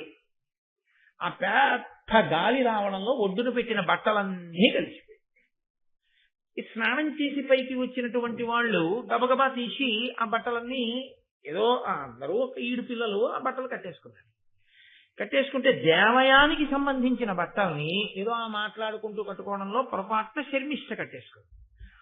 కాబట్టి ఎవరి బట్టలు మిగిలిపోతాయి? అక్కడ శర్మిష్ఠ బట్టలు మిగిలిపోతే దేవయానంది నా బట్టలు నువ్వు కట్టుకున్నావు విడిచి ఇచ్చేసి. ఆవిడంది ఇప్పుడు వచ్చిన నష్టం ఏమిటి? ఇలా చాలా మంది బట్టలు మారిపోయాయి. ఒకళ్ళ బట్టలు ఒకళ్ళు కట్టుకున్నాం కదా, నా బట్టలు నువ్వు కట్టేసుకో, వెళ్ళిపోదాం. ఏదో స్నేహధర్మంగా అలా బట్ట కట్టేసుకుని వెళ్ళిపోయి ఉండుంటే కథ ఇంకోలా ఉండుండేది. కానీ ఆవిడంది నీ బట్ట నేను కట్టుకోవడం ఏమిటి? మా నాన్న మహాతపస్వి శుక్రాచార్యుల వారు ఇదే చెప్తుంది, ఎప్పుడు చెప్పిన. ఇది అహంకారానికి కారణం. మా నాన్నగారు మహాతపస్వి, నీకే ఉంది, నీకేమైనా ఉందా? మరి నీకెందుకు అహంకారం? నువ్వేమైనా మారుతున్నావా? ఆయనతో కలిసి కూతురుగా ఉన్నావుగా, మరి ఏం నేర్చుకుంటున్నావు నాన్నగారి దగ్గర? అంటే మౌఢ్యంతో కూడిన హృదయాలు అలా ఉంటాయి. కాబట్టి ఇదిగో మా నాన్న మోచేకి నీళ్లు తాగి మీ రాజు బతుకుతున్నాడు, ఈయన బ్రతికిస్తే చచ్చిపోయిన రాక్షసులందరూ బతుకుతున్నారు. బతికారు కాబట్టి మీ నాన్నకి రాజ్యం నిలబడింది. నేనంత గొప్ప పుటక పుట్టిందండి. ఎంత అహంకారం ఎక్కడికెక్కడికి వెళ్ళిందో చూడండి. ఇంత గొప్ప పుటక పుట్టిన నాకు నీకు పోలిక. నీ బట్ట నేను కట్టుకోనా? నా బట్టలు నాకి, నీ బట్టలు నువ్వు కట్టుకో, నేను కట్టుకోనా నీ బట్టలు అంటే పిల్లలు కదండి. శర్మిష్ఠకు కూడా కోపం వచ్చింది. ఎందువల్ల కోపం వచ్చింది? తన తండ్రిని నింద చేసింది. ఆమె తండ్రికి పెద్దపీట వేసుకుంది, అంతవరకు బానే ఉంది. నేను కట్టుకోను అంటే ఒకలా ఉండుండేది. ఆవిడ తండ్రిని నింద చేస్తే ఆ పిల్లకి కోపం సహజం కదా అది. అందున ఆడపిల్లలకి చిత్రం ఏంటంటే తండ్రి మీద చాలా ప్రేమ ఉంటుంది. అసలు లోకంలో చాలా విచిత్రమైన విషయం ఏంటో తెలుసా అండి? కొడుకు కూతురులో తండ్రి మీద చాలా ప్రేమ ఎవరికి ఉంటుందంటే కూతురికే ఉంటుంది. తల్లి మీద ప్రేమ ఎవరికి ఉంటుందో తెలుసా అండి? కొడుకు ఉంటుంది. నాన్నగారు అంటే పిచ్చి ప్రేమ నిజానికి కూతురుదే. అది చాలా ఆశ్చర్యంగా ఉంటుంది. అసలు ఇలా ఎలా వచ్చిందా అనిపిస్తుంది. తండ్రి విషయంలో ఎంత స్వాతంత్ర్యం తీసుకుంటారో తెలుసా ఆడపిల్లలు, ఆశ్చర్యపోతారు. అమ్మో ఒక్కొక్కసారి ఏమిటి వీళ్ళు ప్రేమలో ఇలా మాట్లాడేస్తున్నారు, ఇలా మాట్లాడడం అన్నది ఎవరైనా చేస్తారా నాతో అనిపిస్తుంది తండ్రులకి. ఏమిటో నాన్నగారండి మీ ఇష్టం వచ్చినట్టు ఇచ్చేస్తున్నారు డైరీ అంతా డేట్లు, ఇలా మీరు అస్తమాన ఉపన్యాసాలు చెప్పి ఆరోగ్యం పాడు చేసుకుంటే ఒప్పుకోండి. నేను చెప్తున్నాను, ఇక నుంచి ప్రతి నెల మీరు 10 రోజుల కన్నా డేట్లు కనపడడానికి వీల్లేదు ఉపన్యాసాలకి మీ డైరీలో అంటుందంతే కూతురు ప్రేమతో.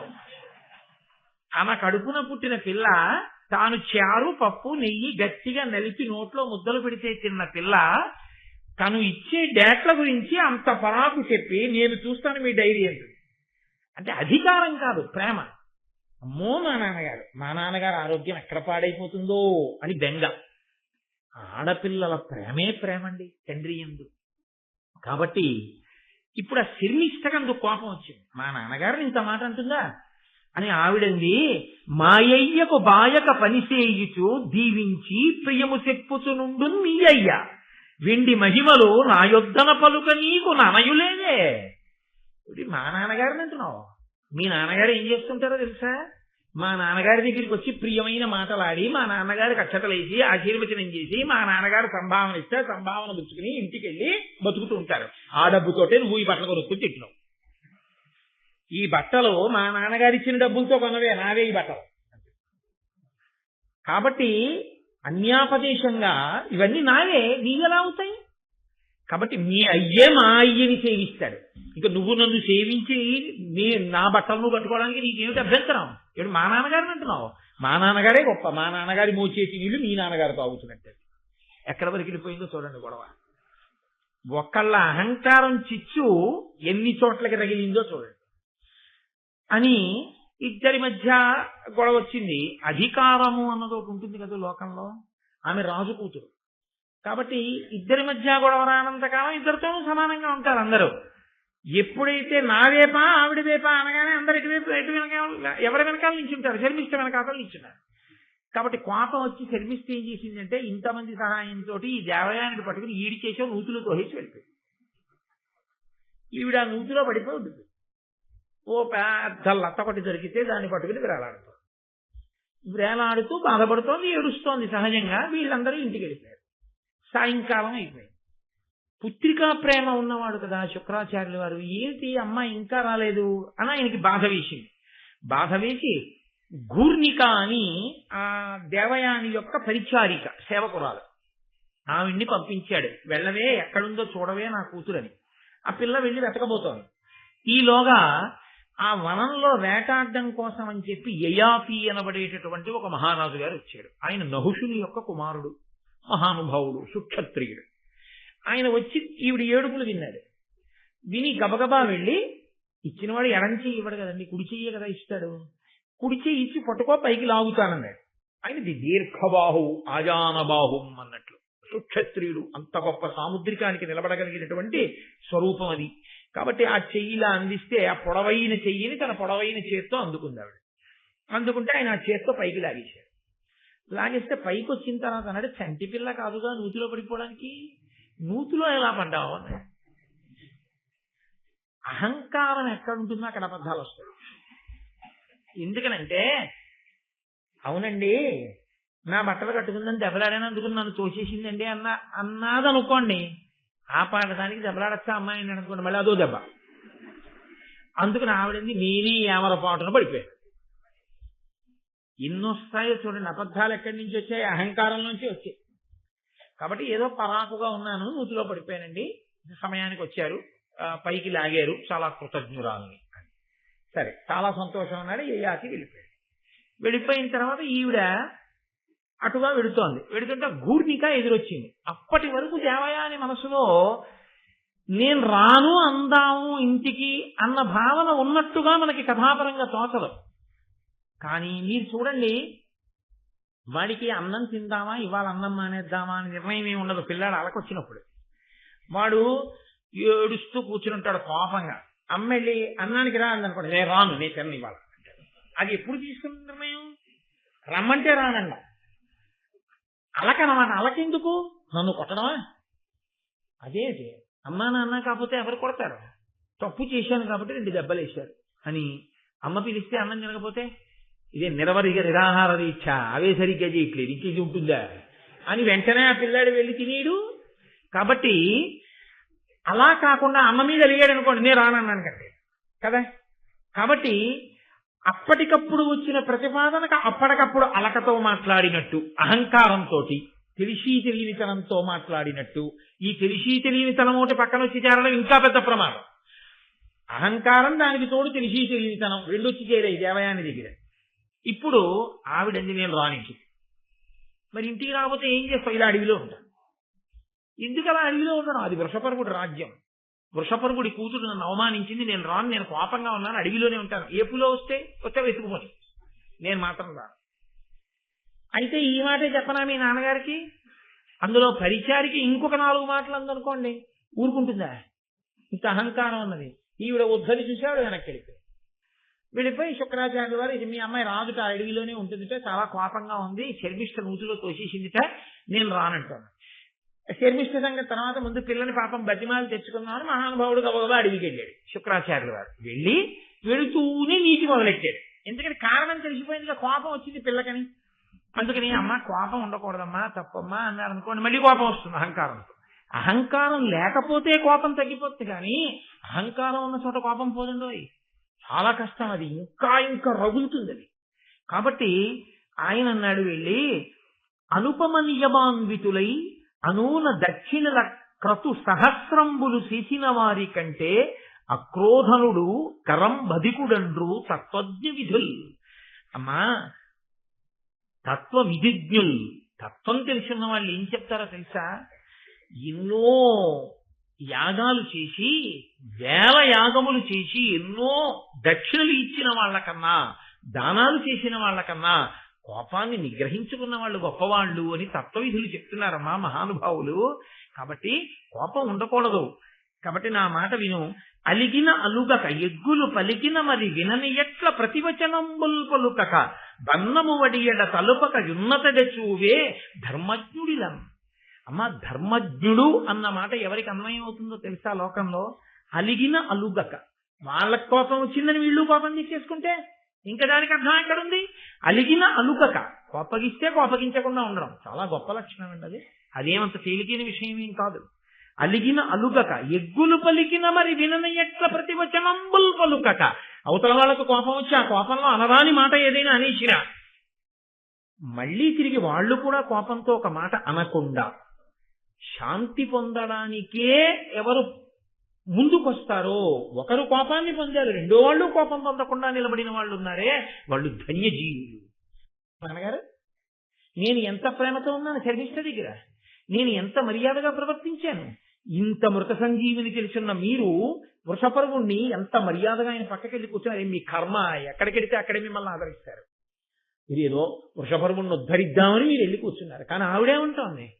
మా నాన్నకు వచ్చి మీ నాన్న ఆశీర్వచనం చేసి డబ్బట్టి కడుతున్నాడు అంటోంది. ఎంత మాట! ఇది ఆవిడ కడుపులో బాధ. అందుకని నాన్నగారండి అలాంటి వాళ్ళ దగ్గర ఉండొచ్చా? కాబట్టి నేను రాను ఊళ్ళోకి. ఆయన అన్నాడు, నాకున్నదే ఒక్కగానొక్క బిడ్డవి, నువ్వు లేని చోటు నాకెందుకమ్మా, నువ్వు ఎక్కడికి వెళ్ళిపోతావు చెప్పు, నీ వెనక నేను వచ్చేస్తాను, ఇద్దరం వెళ్ళిపోదాం. ఆయనకున్న పుత్రికా ప్రీతి అటువంటిది. కాబట్టి ఇప్పుడు ఆవిడంది, రండి వెళ్ళిపోదాం. ఇది చారులు విన్నారు. విని వాళ్ళు గబగబా వెళ్ళి వృషపర్వుడికి చెప్పారు, శుక్రాచార్యుల వారు రాజ్యం విడిచిపెట్టి వెళ్ళిపోతున్నారు. ఆ వృషపర్వుడు పరుగును వచ్చి పాపం శుక్రాచార్యుల వారి కాళ్ళ మీద పడ్డాడు. పడి, మహానుభావ, నా కూతురు వల్ల నా వల్ల ఏదైనా దోషం కలగచ్చు, కానీ మీరు అలా వెళ్ళిపోకండి. మీరు ఉన్నారు కాబట్టి ఎంతో మంది రాక్షసులు చనిపోయిన వాళ్ళు బతికి దేవతల మీద యుద్ధం చేసి విజయాన్ని పొంది ఇవాళ రాక్షస రాజ్యం ప్రవర్తిల్లింది.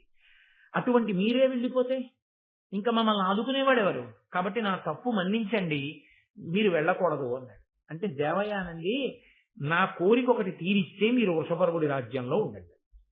ఈమెకి వశుడైన శుక్రుడు, ఏమిటి నీ కోరిక అంటే, ఆవిడంది, నాకు వృషపర్వుని యొక్క కుమార్తె అయినటువంటి శర్మిష్ఠ దాసి కావాలి.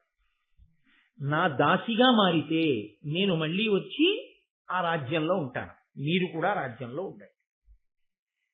ఇప్పుడు తన కూతురు మీద ప్రేమకి శుక్రాచార్యుల వారు లొంగారు, తన కూతురు మీద ప్రేమకి వృషపర్వుడు కూడా లొంగాలిగా.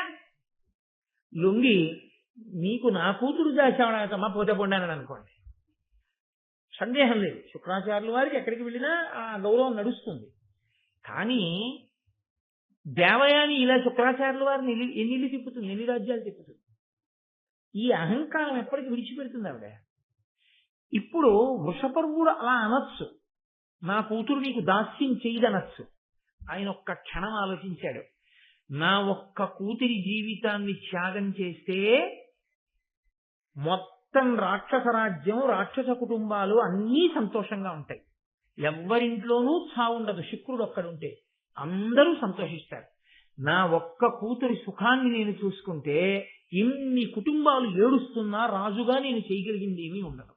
నా కూతురి జీవితమే పోయినా నా రాజ్యము ప్రజలు బాగుండాలి. అందుకు ఆయన అన్నాడు, నా కూతురు నీకు దాసి అవుతుందమ్మా అన్నాడు.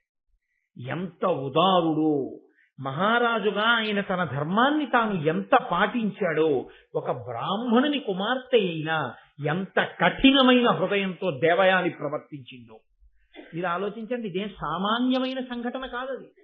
ఒక మహారాజు తన కుమార్తెని దాస్యం చేయమన్నామంటే అదేం సామాన్యమైన విషయం అండి. పైగా ఎంతమంది కలిసి వనంలోకి వెళ్ళారో ఆ 1000 మందితో కలిసి శర్మిష్ఠ దాసిగా మారాలని అడిగింది. వాళ్ళందరూ ఆమెకి దాసులయ్యారు. ఇప్పుడు ఆవిడ చాలా సంతోషించింది, నా కోరిక తీరింది. అహంకారానికి ఉన్న లక్షణం ఏమిటో తెలుసా అండి? తనంత తానుగా అహంకారాన్ని విడిచిపెట్టాడా బాగుపడతాడు. వేరొకడు అహంకారం విడిచిపెట్టరా అని చెప్పినా అహంకారం పెరుగుతుంది, వాడు నాకు చెప్పేవాడా అని. అహంకారం తృప్తి పొందినా అహంకారం పెరుగుతుంది. అధర్మ మార్గంలోనైనా సరే అహంకారం తీరింది అనుకోండి, చూసావా నా మాట ఎలా విన్నాడో, చూసావా నేనంటే ఎంత భయమో అంటాడు తప్ప అది అవతల వాళ్ళ సంస్కారం రాదే అని అంగీకరించలేడు. ఇదంతా నా గొప్పే అంటాడు అని ఇంకొక తప్పటడుగు వేస్తాడు, ఇంకా అహంకారంతో ప్రవర్తిస్తాడు. అహంకారమును విరగొట్టుకోవడం అనేటటువంటిది మన పరిశీలనంతో మనం చెయ్యాలి తప్ప, అది ఎంతమంది మహాత్ములు మీ కంటి ముందు నిలబడినా, ఇన్ని త్యాగములు మీ కంటి ముందు జరిగిపోతున్నా మీ అహంకారం మాత్రం చాలదు. నిరూపణం చేస్తోంది మహాభారతం. అది ఎంత ప్రమాదకరమో చిట్ట చివరికి ఎక్కడికెడుతుందో చూద్దురు కానీ ఈ అహంకారం అన్నది. కాబట్టి ఇప్పుడు వాళ్ళందరూ ఈవిడికి దాసి స్త్రీలుగా మారిపోయారు. వీళ్ళందరూ కలిసి మళ్ళీ ఒక రోజున వనంలో విహారం చేయడానికి వెళ్ళారు. ఆ వనంలో విహారం చేస్తున్నారు. వనంలో విహారం చేస్తుండగా యయాతి మహారాజు మళ్ళీ వచ్చాడు. ఆయన ఎందుకు వస్తుంటాడు అక్కడికి అంటే వేటాడుతుంటాడు. ఆయన మహారాజు కదా, ఆయన వేటకు వస్తాడు. వీళ్ళు ఎందుకు ఎడుతుంటారు? వీళ్ళు వన విహారానికి ఎడుతుంటారు. చూడండి, ఇద్దరికీ ఒకే రకమైనటువంటి అభిరుచి ఉన్న వాళ్ళు ఎప్పుడు సాయంకాలం 6:30 50 రూపాయల కాగితాలు తీసి పట్టుకుని ఒక చోటే కలుసుకుంటుంటారు. మనిషికి 2 కాబట్టి ఇచ్చేది అక్కడే కలుసుకోవాలి. సకుటుంబ సపరివార సమేతంగా వెళ్ళి అక్కడ నిలబడి తరించి, ఇంట్లో నలుగురుంటే ఏ ఇద్దరో వెళ్ళి అక్కడ నిలబడి కప్పం కట్టి అవి తెచ్చుకుని ధన్యులైపోవాలి ఒక 2.5 గంటల పాటు కదా. కాబట్టి అటువంటి అభిరుచులు ఉన్న వాళ్ళు అక్కడే కలుసుకున్నట్టు వేటాడడానికి వెళ్ళిన యయాతి వనానికే వెడతాడు. వన విహారం చేసేటటువంటి అభిరుచి ఉన్నటువంటి దేవయాని కూడా అక్కడికే వెళుతుంది. మళ్ళీ ఇద్దరూ కలుసుకుంటారు. మళ్ళీ ఈవిడ అహంకారం ఎక్కడ దెబ్బతిందో తెలుసా అండి? యయాతి ఈవిడ వంక చూడదు. ఈవిడ వంక చూడకుండా శర్మిష్ఠ వంక చూశాడు. ఎందుకని? శర్మిష్ఠ సౌందర్యవతి కాబట్టి ఆయన ఇంకా పెళ్లి చేసుకోవలసినటువంటి రాజు. ఆమె రాజు యొక్క కూతురు శర్మిష్ఠ కాబట్టి ఆమె వంక ప్రీతితో చూసి ఆయన ధర్మాన్ని పాటించాడు. తను ఒక రాజు. ఈ అమ్మాయి ఎవరు? అసహ్యంగా ఉంటుంది. అది నా కొడుక్కి నేను సంబంధాలు వెతుక్కుంటున్నాను అనుకోండి, నాకు కోడలు వస్తే బాగుండు అనుకున్నాను అనుకోండి, నేను ఏదో ఊరు ఉపన్యాసం చెప్పడానికి వెళ్ళాను అనుకోండి, ఆ ఇంట్లో వాళ్ళు ఎవరో, ఆ ఊళ్ళో వాళ్ళు ఎవరో నన్ను పలహారానికి పిలిస్తే నేను ఆ ఇంటికి పలహారానికి వెళ్తే మా అమ్మాయి అండి బీటెక్ 2nd ఇయర్ చదువుతోంది, లేకపోతే 3rd ఇయర్ చదువుతోంది అన్నాను. ఓ, ఈ పిల్లని చూస్తే నా కోడలు అయితే బాగుండే, మంచి కుటుంబం, మంచి పిల్ల, మంచి సంస్కారం అని. ఏదమ్మా ఏది నా పక్కన నుంచో, అబ్బో చాలా పొడుగుగా ఉన్నావు అని నేను అన్నాను అనుకోండి, ఆ అమ్మాయిని నా పక్కన నించొమ్మండం, ఇలా ఆ పిల్లని నా పక్కన నించో పెట్టుకోవడం సరదా కాదు. నా కొడుకు కూడా ఈమె అన్ని రకాలుగా అనుగుణంగా ఉంటుందా అని నేను పరిశీలించుకోవడం. అప్పుడు దోషం లేదు, ఎందుకంటే నా కోడల్ని తెచ్చుకునే ప్రయత్నం అది. నేనే అనురక్తుడనై పెళ్లి కాకముందు, ఇప్పుడు కాదు అసలు, ఇప్పుడు అంతకన్నా భయంకరమైన దోషం ఇంకోటి అందులో పురాణాలు చెప్తాను. కాబట్టి నీ పేరేమిటని అసలు అడగకూడదు, అందులో భూమిని పరిపాలించారా అని అంతకన్నా అడగకూడదు. కాబట్టి ఆయన మర్యాద పాటించాడు, ఆయన ధర్మం పాటించాడు. ఒక్కొక్కరు ఎంత జాగ్రత్తగా మనసు మీద అధికారం కలిగి పరిశీలనం చేసుకుంటారో చూడండి. ఆయన తొందరపడి ప్రశ్న లేదు. దేవయానితో ఇతపూర్వ పరిచయం ఉన్నవాడు కాబట్టి శర్మిష్ట వంకే చూస్తున్నాడు, దేవయాని వంక చూడకుండా దేవయానిని ప్రశ్న వేశాడు. వీళ్ళందరూ ఎవరు, వీళ్ళ పేర్లు ఏమిటి అన్నాడు. ఈమె ఎవరు అని అడగకుండా వీళ్ళందరెవరు అన్నప్పుడు ఈవిడ పేరు చెప్పినప్పుడు ఇది బాగా విందాం, ఇది ఒక్కటి బాగా గుర్తెట్టుకుందాం. మిగిలిన ఆవిడ చెప్తుంది ఈ చెవులోంచి చెవులోకి పోతున్నాడు. ఇది ఆవిడ కనిపెట్టింది. ఓహో, అటు చూస్తూ నన్ను అడుగుతున్నాడు. ఆమె యందు అనురక్తుడై ఆమెను వివాహం చేసుకుంటే ఈమె మహారాణి అవుతుంది, దాస్యం పోతుంది. పైగా అహంకారం కదండి. నేను తను నిలబడి ఉండగా కనవంక చూసి రాజు సంతోషించడమా, నన్నేమో అడగడమా ఆమె ఎవరని. అంటే నాకన్నా ఆవిడ అందంగా ఉంది కదా, అంతే. మళ్ళీ భగ్గుమంది దేవయాని హృదయం అని. ఎంత చిత్రమైన మనిషిది దేవయాని. నిజంగా వెంటనే ఆవిడ నిర్ణయానికి వచ్చింది. మనకి కచుడి శాపం ఎలాగో ఉంది, బ్రాహ్మణుడు భర్తగా దొరకడు, ఈయన క్షత్రియుడు రాజు. ఈవిడ బాధల్లా ఏమిటంటే శర్మిష్టని ఇష్టపడిన వాడు తనకి భర్త అవ్వాలి. తన కళ్ళ ముందు శర్మిష్ట పెళ్లి లేకుండా అలా పడి ఉండాలి దాసిగా. అంటే అర్థం లేని ఆభిజాత్యం, అర్థం లేని క్రౌర్యం, అసలు ఒక ఆడదానికి ఉండకూడని హృదయం. ఎక్కడి నుంచి వచ్చేస్తున్నాయి ఈ పిచ్చి ఆలోచనలన్నీ? తాను అదుపు చేసుకోలేని తన అహంకారంలోంచి ఎన్ని అడగకూడని విషయాలు అడుగుతోందో చూడండి. కాబట్టి ఇప్పుడు ఆయనతో అంది, నన్ను మున్న ఎరుంగు ఇన్నాటి నాకు దాసి, వృషపర్వుడను మహాదానవేంద్రు కన్య, నా యొద్ద ఎప్పుడు కదలకుండు అనగా మరి దీని శర్మిష్టయుండ్రు జనులు అని పరిచయం చేసి. నన్ను మున్న ఎరుంగు, సరే నా గురించి నేను చెప్పక్కర్లేదనుకో, అని నీకు బాగా తెలుసు అంటే అక్కడికి శర్మిష్ట ముందు వాళ్ళిద్దరికీ బాగా పరిచయాలు ఉన్నట్టు. ఏమిటి పరిచయం? ఇంతకు ముందు నూతిలో పడిపోతే పైకి లాగాడు, అది పరిచయం. అథవా ఆయన వేటాడుకుంటుంటే వీళ్ళు వనానికి అడిగితే ఎప్పుడన్నా చూశారేమో. మనకి భారతంలో తెలుసున్న పరిచయం అంటూ ఏమైనా ఉంటే నూతిలో పడితే పైకి లాగడమే. వెనకటొకడు రాజుగారితో మాట్లాడాను అన్నట్టు. అయిపోయి నువ్వు రాజుగారితో మాట్లాడడం ఏంట్రా? రాజుగారితో నేను మాట్లాడాను కదా, రాజుగారు నాతో మాట్లాడారు రా అన్నాడు. రాజుగారు నీతో మాట్లాడారా? అవును, రాజుగారే మాట్లాడారు. రాజుగారు నీతో మాట్లాడడం ఏంట్రా? నీకు ఏమి విశేషం ఉందని రాజుగారు నీతో మాట్లాడతారు? ఎప్పుడు మాట్లాడారు, ఎందుకు మాట్లాడారు చెప్పమన్నారు. ఇప్పుడు మాట్లాడతారని రాజుగారు మదగజం మీద వెళ్ళిపోతున్నారు, నేను ఎటో దిక్కులు చూస్తూ వెళ్ళిపోతున్నాను. ఆయన మదగజం నుంచి చూసి బుద్ధిహీనుడా, కళ్ళు లేవురా, ఏను కింద పడిపోతా అన్నారు. నాతో మాట్లాడినట్టు కాదా అన్నారు. కాబట్టి తనని తాను తృప్తిపరుచుకునేవాడికి ఏదైనా పలకరింపే, ఏదైనా మాటే. కాబట్టి దేవయానంది, నన్ను నీవేరుంగు, నీకు తెలుసులేమా, నువ్వు నాకు తెలుసులే, నీకు తెలుసు అంటే అక్కడికి శర్మిష్ట ముందు వాళ్ళిద్దరికి ఏదో పెద్ద అనుబంధం ఉండిపోయినట్టుగా ఓ మాట అన్నమాట. అని ఇన్నాటి నాకు దాసి, ఈవిడ నా దాసి, వృషపర్వుడను మహాదానవేంద్రు కన్య, వృషపర్వుడనేటటువంటి రాక్షసరాజు యొక్క కూతురు అనగా మరి దీని శర్మిష్ట అండ్రు జనులు. జనం శర్మిష్ట శర్మిష్ట అని పిలుస్తూ ఉంటారు. ఎంత చులకనగా, ఎంత తేలికగా, ఎంత పనికి మారిన దానిగా శర్మిష్టని కట్టిందో. శర్మిష్ట అమాయకురాలు కాదు, ఆవిడ బహుబడుసరి. ఆవిడ పసిగట్టింది, రాజు నాయందనురక్తుడై ఉన్నాడు, ఈమె నాకొచ్చిన అవకాశాల్ని తుడిచివేయడమే లక్ష్యముగా ఈమె ప్రవర్తిస్తోంది అని కనిపెట్టింది శర్మిష్ట. వెంటనే ఒక్కసారి వెర్రి ఆలోచన అంటూ మొదలవ్వాలి కానండి, దానికి అంతా సరే అలా అల్లుకుపోతుంది, అంతే చిక్కుడు తీగ అల్లుకున్నట్టు అల్లుకుంటుంది. ఆవిడికి ఏం అనుమానం వచ్చిందంటే, ఇవ్వాలంటే దాసి అన్నాను, వెళ్ళిపోయిన వాడు ఊరుకుంటాడా రాజు? వేగుల వాళ్ళతో కబురు చేసి ఏదో దాస్యం అంటేనండి, ఇంతకు ముందు ఒకసారి ఆ శుక్రాచార్యులు వారు రారన్నారని నా కూతురు దాస్యం చేస్తుంది అన్నాను, ఆ అమ్మాయి నా కూతురు అండి బాబు అంటే నేను పెళ్లి చేసుకుంటానంటే వాళ్ళిద్దరికి వివాహం అయిపోతే రాణి గారు నాకు దాస్యం ఏంటి? ఆవిడ దాస్యం చేయించుకోవడానికి నేను వెళ్ళి ఆ కప్పురంలో కూర్చుంటే మాత్రం చేస్తుందా? అప్పుడు మహారాజు ఉండగా అందుకని నాకు ఎలాగో ఒక చెడు శాపం ఉంది కాబట్టి ఈ యయాతిని నేను పెళ్లి చేసుకుని మా ఇద్దరికి ఈ దాస్యం ఈ శర్మిష్ఠతో చేయించాలి. అప్పుడు నా అహంకారం ఇంకా తీరుతుంది, అప్పుడు నాకు తృప్తిగా ఉంటుంది అనుకుని ఇక క్షణం ఆలస్యం చేయలేదు. ఇక యయాతి తన కన్నుల నుంచి దూరం కాకూడదు, ఎందుకంటే శర్మిష్ఠ వంక చూస్తున్నాడు, అది ఆవిడ బాధ. అంది, నిగ్రహమేది నన్ను ధరణి ప్రభ కోపము వెల్వరించునాడు ఉగ్రమయూఖ సాక్ష్యముగనున్నత దక్షిణ పాణి చేసి భూపాగ్రణి నాదు దక్షిణ కరాక్రము వట్టితి కాన మున్న పాణిగ్రహణంబు చేసి అది నీయడ విస్మృతి పొంద పాడియే.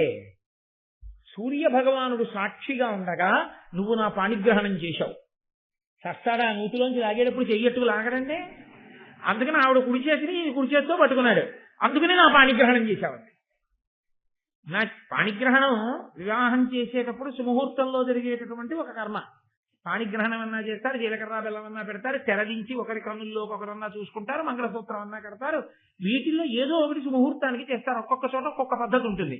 కాబట్టి నీవు రాజు, నువ్వు పాణిగ్రహణం చేస్తే వివాహం చేసుకున్నట్టు. సూర్యుడు పైన వెలుగుతూ ఉండగా నువ్వు నీ యొక్క దీర్ఘమైనటువంటి కుడి చెయ్యి తాపి నా కుడి చేతిని పట్టుకుని పైకి లాగావు, కాబట్టి పాణిగ్రహణం అయిపోయింది, మన ఇద్దరికీ పెళ్లి అయిపోయింది. హడిలిపోడంటే ఏ ఆస్తి, ఎక్కడి ప్రారంభం. ఆవిడ బ్రాహ్మణ కన్య, నేను రాజునా, నూతులోంచి లాగితే పెళ్లి అయిపోయిందంటున్నాడు, పాణిగ్రహణం చేసామంటున్నాడు అని. నన్ను వివాహమై నహుషనందన ఈ లలితాంగి దొట్టి ఈ కన్యలందరూ దివిజ కన్యలతోనైన వారు నీకున్నతి ప్రీతిసేయక నృపోత్తమ వాసుబోలి లీలతో ఇన్నరలోక భోగములనేకములందుము నీవు నావుడు. ఓ మహారాజా, నీవు నన్ను పాణిగ్రహణం చేసుకున్నావు, అందరికీ తెలిసేటట్టు వివాహం చేసుకుంటే ఈ 1000 మంది కన్యలతో కలిసి ఈ దాసి శర్మిష్ఠ మన ఇద్దరికి దాస్యం చేస్తుంది, కాబట్టి నువ్వు నన్ను వివాహం చేసుకోండి అంటే ఆయన అడిగిపోయి అన్నాడు, నువ్వు బ్రాహ్మణ కన్యవి, నేను క్షత్రియుని, పైగా భూమిని పాలించే రాజుని, నేనే ధర్మం తప్పితే నేనే నాకన్నా పైన ఉన్న కుటుంబంలోంచి పిల్లని తెచ్చుకుంటే లోకంలో ధర్మాన్ని ఎలా నిలబెడతాను? కాబట్టి నేను బ్రాహ్మణ కన్యని వివాహం చేసుకోకూడదు, కాబట్టి ఇది మన ఇద్దరికీ కుదరదు, ఇది ధర్మం కాదన్నాడు. అంటే ఇంకొక మాటగా ఏం చెప్పినట్టు, నాకు శర్మిష్ఠకి కుదురుతుందని చెప్పినట్టు కదండి. దీనికి ఆవిడ మరీ అడిగిపోయింది. శుక్రాచార్యుల వారి సంగతి నీకు తెలుసు కదా, మహానుభావుడు, మా తండ్రి మృత సంజీవని విద్య ఎరిగిన వాడు, ఎప్పుడూ అదే చెప్తున్నాడు. అటువంటి మహానుభావుడు ధర్మం ఎరిగిన వాడు, ఆయన చెప్పినది ధర్మం కాకపోదు కదూ. కాబట్టి శుక్రాచార్యుల వారు వచ్చి ధర్మమయ్యా నువ్వు చేసుకోవచ్చు ఈ అమ్మాయిని అంటే చేసుకుంటావా? శుక్రాచార్యుల వారు వచ్చి ధర్మమే చేసుకో అంటే చేసుకోకపోతే ఏమవుతుందో తెలియదేమిటి యయాతికి. ఆయన వెంటనే కమండలంలో నీళ్లు చేతిలో పోసుకుంటాడు శాపం ఇవ్వడానికి, నా కూతురు మనసు భగ్నపడింది. అందుకని ఆయన అడిగిపోయి అన్నాడు, శుక్రాచార్యులు వారు కదా అంత బొత్తిగా ఇది ధర్మమే చేసేసుకో అంటాడేమిటని శుక్రాచార్యులు వారు చెప్తే అలాగే చేసుకుంటాలే అన్నాడు. ఇప్పటికీ గొడవ వదిలిపోతున్నాడు.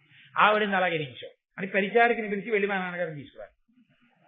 అమ్మ బాబోయ్ ఇది ఇక్కడికిక్కడే తీర్పు కూడాను అని ఆయన చల్లబోయి నించున్నాడు. ఎంత ఉద్ధతితో ఉంటాయో జీవితాలు. ఆ అహంకారగ్రస్తులైన వాళ్ళ యొక్క స్థితి ఎలా ఉంటుందో, ఎంతసేపు జాగ్రత్త పడిపోయాం మా అంత తెలివైన వాళ్ళు ఎవరు, ఎలా నేను ఆలోచన చేశానో చూసారా, ఇదే ఆవిడ ఆలోచించుకునే తీరు. కొంత అమాయకత్వం, కొంత తెలిసితనం, అన్ని ఏవేవి కలవకూడదో అన్నీ తెలిసిపోయాయండి అందులో. ఇంకా అందులోంచి పుట్టేది హలాహలం కాకపోతే ఇంకోటి ఎలా పుడుతుంది? కాబట్టి ఇప్పుడు ఆ శుక్రాచార్యుల వారు వచ్చారు. ఆవిడ ఏం అడగాలి న్యాయంగా? నాన్నగారండి నేను ఈ వివాహం చేసుకోమని అడిగాను, ఆయనేమో బ్రాహ్మణ కన్యని చేసుకోకూడదంటున్నారు, అలా చేసుకోవచ్చా నాన్నగారు, అది ధర్మమా అని అడగాలి. ఆవిడ ఏమని అడిగిందో తెలుసా అండి, ఇన్నరేంద్రు చేతమున్న గృహీతమయ్యున్న నా కరంబు గ్రన్ననింక ఒరునకర్హమవునే పరిణయ విషయమై ధర పరిగ్రహింప పరమమూర్తి. నాన్నగారండి ఇతను ఇంతకు ముందు నా చెయ్యి పట్టుకుని పాణిగ్రహణం చేశాడు, కాబట్టి నేను ఈయనకి భార్యని, ఈయన నాకు భర్త. ఇప్పుడు చెప్పండి, నేను ఇంకోళ్ళకు కూడా భార్యనవచ్చా ఈ భూలోకంలో? తెల్లబోయాడు శుక్రాచార్యుల వారు. ఒకరికి భార్య అయిపోయిన దాన్ని ఇంకొకరికి కూడా భార్య అవ్వని అలాగే దాని మీద చర్చే లేదు, అసలు ఆ నోటి వెంట ఆ మాటే రాకూడదు.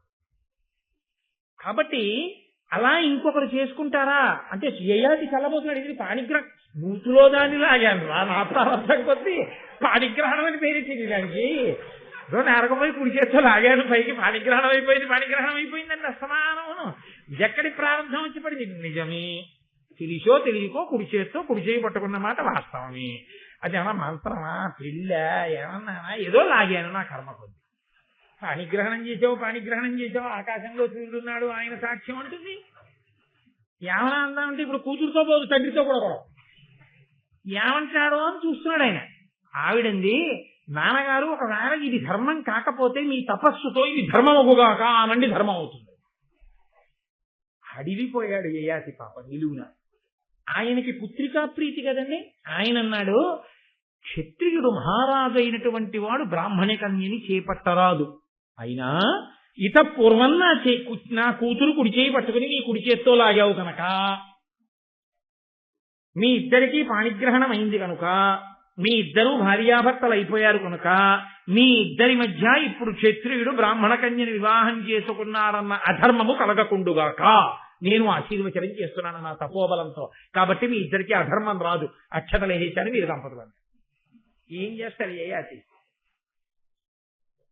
అలాగేనండి. పోనీ ఇక్కడతో వదిలిపోయిందని మీరు అనుకుంటున్నారా? క్షత్రియులు దక్షిణ నాయకులు అంటే వారు ఒకరికన్నా ఎక్కువ మంది భార్యల్ని స్వీకరిస్తూ ఉంటారు రాజ్యం చేసినప్పుడు. ఇప్పుడు అలా అస్తమానం అవన్నీ నియమాలు మిగిలినవి పాటించినా పాటించకపోయినా ఇవన్నీ పాటించకపోతే ఎలా ప్రమాదం వస్తుందని ఆయన ఆలోచించక్కర్లేదు. అవన్నీ రాజ్యం చేసి పెద్ద పెద్ద ఐశ్వర్యాలతో ఉండి యుద్ధాలు చేసి వాళ్ళు యుద్ధ భూమిలో ప్రాణాలు కూడా అలా విడిచిపెట్టారు. ఇప్పుడు మనమేం అలా చెయ్యను అక్కర్లేదు. అందుకని ఇతర విషయాలు మనకు అక్కడ ధర్మాన్ని పట్టుకుంటే చాలు. కాబట్టి ఆయన దక్షిణ నాయకుడు, ఒకరికన్నా ఎక్కువ మంది భార్యలను స్వీకరించవచ్చు. కాబట్టి శర్మిష్టని తర్వాత చేసుకోవచ్చు కదా. ఇప్పుడు దేవయాని చేసుకుని పాండురాజు గుర్తం చేసుకుని మాధ్యం చేసుకోలేదేమిటి? అలా ఈయన చేసుకుంటే శ్రీకృష్ణదేవరాయల వారు ఇద్దరు భార్యలతో లేడైనా, అలా ఈయన తర్వాత శర్మిష్టని గాని పెళ్లి చేసుకుంటారేమో అని అనుమానం ఆవిడికి. ఆవిడ బాధల్లా ఏమిటంటే యయాతికి తాను భార్య అయితే ఆవిడికి సరిపోదు, శర్మిష్ట భార్య కాకుండా కూడా ఉండాలి ఆవిడ. అది ఆవిడ కోరిక. కాబట్టి శుక్రుడి చేత చెప్పించింది ఇంకొక మాటగా. లేకపోతే ఈ మాట శుక్రుడి నోటి వెంట ఎందుకు వస్తుందండి? ఆయన పెళ్లి అయిపోయిన తర్వాత అల్లుడిని దగ్గరికి కూర్చోబెట్టగలి కూతుర్ని తీసుకెళ్లిపోతున్నాడు తన రాజ్యానికి. తీసుకెళ్లిపోయేటప్పుడు శర్మిష్టని ఏ స్థానంలో తీసుకెళ్లారో తెలుసా అండి? దాసీ స్థానంలో తీసుకెళ్లాడు. ఊరుకున్నాడండి వృషపర్వుడు మహానుభావుడు రాజ్యం కోసం. ఒక తండ్రి పుత్రికా ప్రేమకి ఇలా ప్రవర్తిస్తే ఒక తండ్రి ఉదారుడై అలా ప్రవర్తించాడు. అది తేలికైన విషయం మీరు అనుకోకండి. ఆ తండ్రి గుండెలో ఎన్ని అగ్నిపర్వతాలు బద్దలై ఉంటాయో, ఆ పిల్ల గుండెలో ఎన్ని అగ్నిపర్వతాలు బద్దలై ఉంటాయో. తనని అనురక్తుడై చూసినటువంటి రాజు ఆమెను వివాహం చేసుకుని తనని దాసిగా తీసుకెళ్తున్నాడు. పైగా శుక్రాచార్యులు వారు పక్కన కూర్చోబెట్టుకుని చెప్పాడు, నీతో పాటుగా ఈ 1000 మంది దాసీ స్త్రీలని శర్మిష్టని పంపుతున్నాను. వీళ్ళకి నువ్వు మంచి వస్త్రములు, శరీరములకు అనులేపనం చేసుకునేటటువంటి సుగంధ ద్రవ్యములు, పుష్పములు, మంచి మంచి భవనములు, విహారములు కల్పించవచ్చు. వారిని నీ సుఖము కొరకు వినియోగించుకొనవచ్చు అంగీకరిస్తే వారు. కానీ ఒక్క శర్మిష్ట మాత్రం దాసిగా ఒంటికి అంగరాగములు పూసుకోవడం, మంచి బట్టలు కట్టుకోవడం, పువ్వులు పెట్టుకోవడం, మంచి భోజనం చేయడం, మంచి భవనంలో ఉండడం వినా ఎన్నడూ ఆమె యందు నువ్వు భార్యాత్వమును పొందరాదు. ఇది నా శాసనం అని చెప్పాడు. ఇంతకన్నా దారుణాతి దారుణమైన విషయం ఇంకొకటి లేదు. ఎప్పుడో ఒక్కసారి గాలికి బట్టలు కలిసిపోతే ఆవిడ బట్టలు కట్టుకుందా? కట్టుకున్నందుకు వాళ్ళ నాన్నగారిని తోలనాడిందని వాళ్ళ నాన్నగారిని వెనకేసుకొచ్చి ఒక్క మాట మాట్లాడిందా? ఆ మాట మాట్లాడినందుకు తనకి కావలసిన భర్తని ఎగరేసుకుపోయి ఆవిడ చేసుకుంటుందా? చేసుకుని దాసిగా తీసుకెడుతుందా? తన కళ్ళ ముందు తనకి భర్త కావలసిన వాడితో తాను సంతోషంగా మహారాణి స్థానంలో కూర్చుని ఉంటుందా? ఆవిడ బిడ్డల్ని కంటుందా? తాను మోడువారిపోయి దాస్యం చేస్తూ అలా ఉండిపోవాలా? ఎంత బాధాకరమైన విషయం అండి! ఎంత అహంకారం అండి దేవయానిది! ఏ కారణం చేత దేవయానిని వెనకేసుకొస్తారు మీరు భారతంలో? అది అమాయకత్వమైన అర్థం లేని అమాయకత్వం, అది హర్షించరాని అమాయకత్వం. దిద్దవలసిన అమాయకత్వం తప్ప అమాయకత్వం అన్న ముసుగులో చేయవలసినటువంటి అపచారం అది కాదు. ఎవరు దిద్దాలో ఆ శుక్రుడు దిద్దలేదు. ఇప్పుడు దిద్దవలసిన వాడు ఎవరైనా ఉంటే భర్తృస్థానంలో ఉన్నటువంటి యయాతి దిద్దాలి. ఎందుకంటే ఆయనకి ఇప్పుడు అధికారం ఉంది కాబట్టి ఆవిడ్ని తీసుకుని వెళ్ళిపోయాడు. ఆయన మహానుభావుడు, ధర్మాత్ముడు. ఆమెతో కలిసి చాలా సంతోషంగా కాలం గడుపుతున్నాడు. ఈ మిగిలినటువంటి శర్మిష్టని 1000 మంది కాంతల్ని తీసుకెళ్లి ఒక అశోకవనంలోని హర్మ్యంలో ఉంచారు. వాళ్ళు పాపం ఈవిడికి దాసి పని చేస్తున్నారు. ఆవిడ చాలా సంతోషంగా ఉంది. 2 కోరికలు తీరుతున్నాయి. తాను యయాతికి భార్య అయింది, సంతోషంగా ఉంది, మహారాణి అయింది. అహంకారానికి అధికారం కూడా చేరింది. పక్కన అగ్నికి వాయువు తోడైనట్టే తన కళ్ళ ముందు శర్మిష్ట అలా కుమిలిపోతోంది. ఎప్పుడు ఒక్క మాట ఎంత గుర్తు పెట్టుకుందో చూడండి. అలా గుర్తు పెట్టుకుని పగ తీర్చుకునే లక్షణం ఎవరిదో తెలుసా అండి? అహంకారగ్రస్తులది. అహంకారం లేనివాడు ఇవాళ ఓ మాట అన్నా రేపే మర్చి అసలు అంతా గుర్తుండదు. మళ్ళీ వెంటనే ఆ ప్రేమ పొంగి వచ్చేస్తుంది, ఇది కొట్టుకుపోతుంది. అది లేని చోట అహంకారం అలా నిలబడిపోయి ఉండిపోతుంది. కాబట్టి కొంతకాలం అయిపోయిన తర్వాత ఆ దేవయానికి యయాతి మహారాజు వల్ల యదువు తుర్వసుడు అని 2 కుమారులు కలిగారు. శర్మిష్ట ఈ దేవయాని వివాహం చేసుకోవడం, సంతోషంగా ఉండడం, 2 కొడుకులు పుట్టడం, 2 కొడుకులకు తల్లి అవ్వడం, భర్తతో కలిసి సంతోషంగా కాలం గడుపుతూ ఉండడం, ఆ మహారాజ్ఞి అధికారం, ఇవన్నీ చూసి ఒకరోజు బాధపడుతూ ఏడుస్తూ తనలో తాను అనుకుంది, పతిపడసి సుతులబడయ్యగా అతివలు కోరుదురు, కోరినట్టుల తనకున్ పతిపడసి సుతులబడసెను, సతులీ భార్గవికి భాగ్య సంపదనయే. లోకంలో ఏ ఆడదైనా ఏం కోరుకుంటుందంటే తన మనసు తెలుసుకున్నటువంటి మంచి భర్త రావాలి అని కోరుకుంటుంది. కేవలము భర్తృస్థానం ఒక్కటే పూరింపబడితే సరిపోదు. అమ్మా అని పిలిపించుకోవడమే పరిపూర్ణత అని అనుకుంటుంది. ఈ భార్గవి భృగువంశంలో పుట్టిన శుక్రాచార్యుల వారి కూతురు ఒక మంచి పురుషుడికి భార్య అయింది. చక్కటి బిడ్డల్ని కలిగి అమ్మా అని పిలుచుకుంది. ఈమె ధన్యురాలు. నేను మోడువారిపోయిన జీవితం ఉన్నదాన్ని, నాకు భర్త లేడు, బిడ్డలు లేడు, కాబట్టి నా జీవితం ఇలా మోడువారిపోయి అంతరించిపోవలసింది. కానీ లోకంలో ఎవరికైనా అలా ఉండాలని కోరుకుంటుందిగా అనుకో.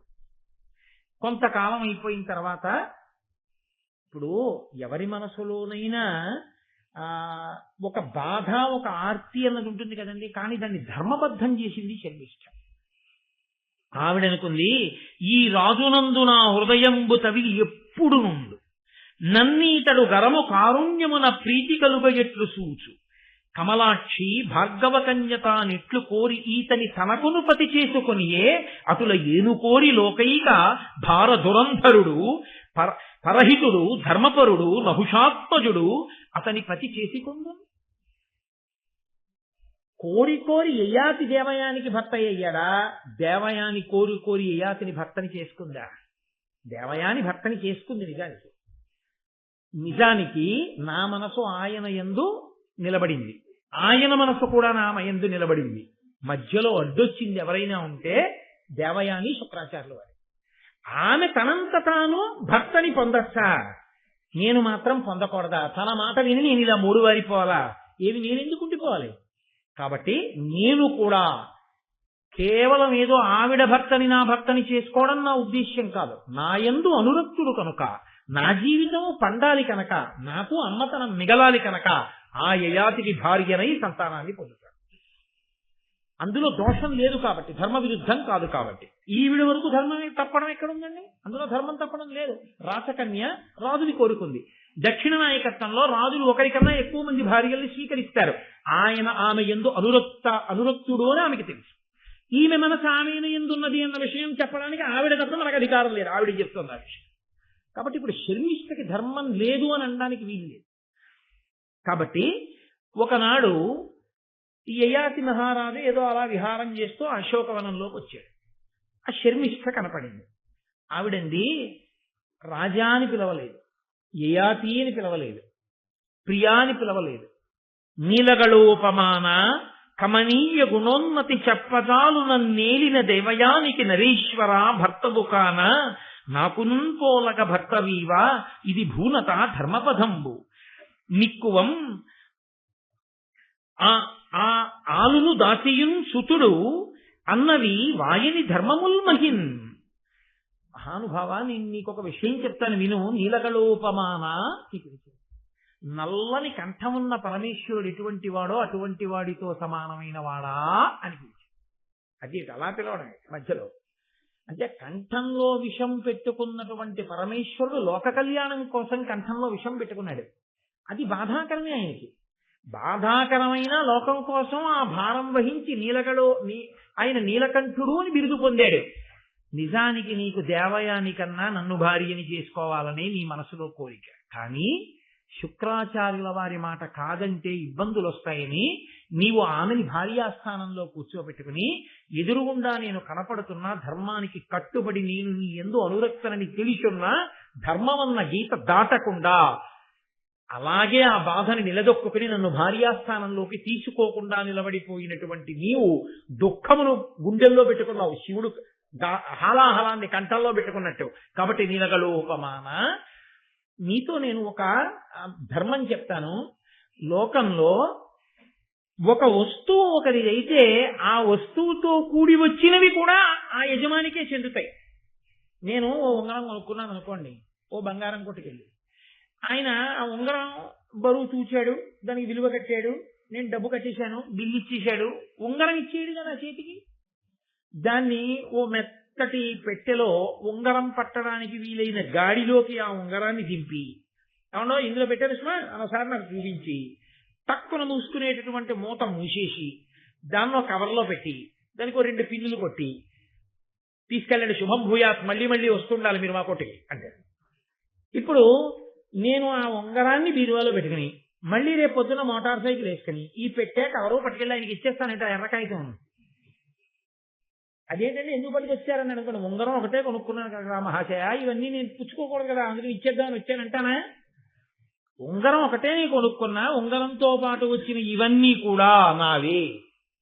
అలా యజమానురాలు వెంట వచ్చినటువంటి దాసులమైనటువంటి మేమందరం కూడా నీకే చెందిన వారము. కాబట్టి ఆమె నీకు భార్య అయితే నేను కూడా నీకు భార్యనైనట్టే. కాబట్టి మహారాజా, ఇది ధర్మబద్ధమైన కోరిక. నేను కన్యని, నీవు క్షత్రియుడవు, మహారాజువు, దక్షిణ నాయకత్వం ఉన్నవాడవు. కాబట్టి నేను పక్కన మహారాజ్ఞీ స్థానంలో కూర్చోపెట్టమని కాని, సింహాసనం మీద కూర్చోపెట్టమని కాని, పత్ని స్థానం ఇమ్మని కాని, యజ్ఞం చేసేటప్పుడు నన్ను పక్కన కూర్చోపెట్టుకోమని కాని నేను ఈ కోరికలు కోరను. అవన్నీ దేవయానివి. ఆమెయే రాజ్ఞి, ఆమెయే సింహాసనం మీద కూర్చుంటుంది. నువ్వు యజ్ఞం చేస్తే ఆవిడే నీ పక్కన కూర్చుంటుంది. కానీ అమ్మ అని పిలిపించుకోవాలన్న నా కోరిక తీరడానికి నీ వంటి దక్షిణ నాయకత్వం ఉన్న సుక్షత్రియుణ్ణి మాత్రమే నేను ఆశ్రయించాలి. పైగా అలాగని నేను ఎవరిని పడితే వాళ్ళని వెళ్ళి అడగనగా, నేను ఏ దేవయానితో వచ్చానో ఆ దేవయానికి నాథుడవు. కాబట్టి నేను నీకు చెందుతాను. కాబట్టి నువ్వు నా కోరిక తీర్చాలి. నాకు పుత్రుల్ని కటాక్షించాలి. కామోపభోగం కాదు నేను కోరేది, నేను అమ్మని కావాలి, నాకు ధర్మ సంతానం కావాలని అడిగింది. ఎంత ధార్మికమైన కోరిక అండి! ఆవిడ ధర్మం తప్పడగలదు. అడిగితే ఆయన అన్నాడు, నీవడిగిన కోరికే ధార్మికమైన కోరికే. ఇలా సంతానాన్ని అపేక్షించినప్పుడు రాజు కృప చెయ్యకపోతే భ్రూణహత్య చేసిన పాపం ఆ రాజు ఖాతాలో వేస్తాడు. కానీ శుక్రుడు నన్ను ఆజ్ఞాబద్ధుణ్ణి చేశాడు. నిన్ను నా దగ్గరకు పంపేటప్పుడు ఎన్నడూ నిన్ను నా భార్యాస్థానంలోకి తీసుకోకూడదని శాసించాడు. కాబట్టి ఎలా కుదురుతుంది అంటే, ఆవిడ అనేకమైనటువంటి ధర్మాల్ని ఆవిష్కరించింది. నేను నీ భార్యాస్థానంలో సంతానాన్ని పొందడానికి అర్హురాలని. ఆయనకి కూడా ఆవిడ చెప్పినటువంటి ధర్మమునందు అనురక్తి పొందాడు. ఇద్దరి మధ్య ఉన్నది కామము కాదు, ధార్మికత. ఆమె తల్లి అవడానికి అర్హురాలు. ఆమె కోరిన కోరిక సమంజసము. నేను ఇంకంతకన్నా స్పష్టంగా ఇంకంతకన్నా దాన్ని వివరించి చెప్పక్కర్లేదు. ఒక కన్యకి అమ్మ కావాలని అంతటి మహారాణి కావలసిన పిల్ల కనీస కోరికగా అడగడం, అంత ధార్మికంగా అడగడం కాదు అని అలా దాసిగానే ఉండి దాసిగానే బతుకుతూ కన్యగానే చచ్చిపో అనలేకపోయాడు మహానుభావుడు యయాతి. తత్కారణం చేత ఆయన అనుగ్రహించినటువంటి కారణం వల్ల ఆమెకి 3 కుమారులు కలిగారు. వాళ్ళు దృక్కుడు, అనువు, పూరుడు. ఈ 3 కుమారులతోటి ఆవిడ సంతోషంగా ఉంది. కానీ ఆవిడ ఎప్పుడూ కూడా నేను రాజ్యీ స్థానంలో ఉంటానో ఏమీ ఆయన అడగలేదు. కొంతకాలం అయిన తర్వాత దేవయాని చూసింది. అదేం దాస్తే దాగే విషయం అండి. ఆవిడ అడిగింది, అది నువ్వు నాతో వచ్చింది కన్యగా, ఇక్కడ ఉన్నది కన్యగా, నీకు పిల్లలు ఎక్కడి నుంచి వచ్చారని అడిగింది. ఆవిడంది ఒక మహాపురుషుడు, మహా తేజస్వి, గొప్ప తపస్సంపన్నుడు. అమ్మా నీకు మాతృత్వం ఉంటుందని అనుగ్రహించాడు.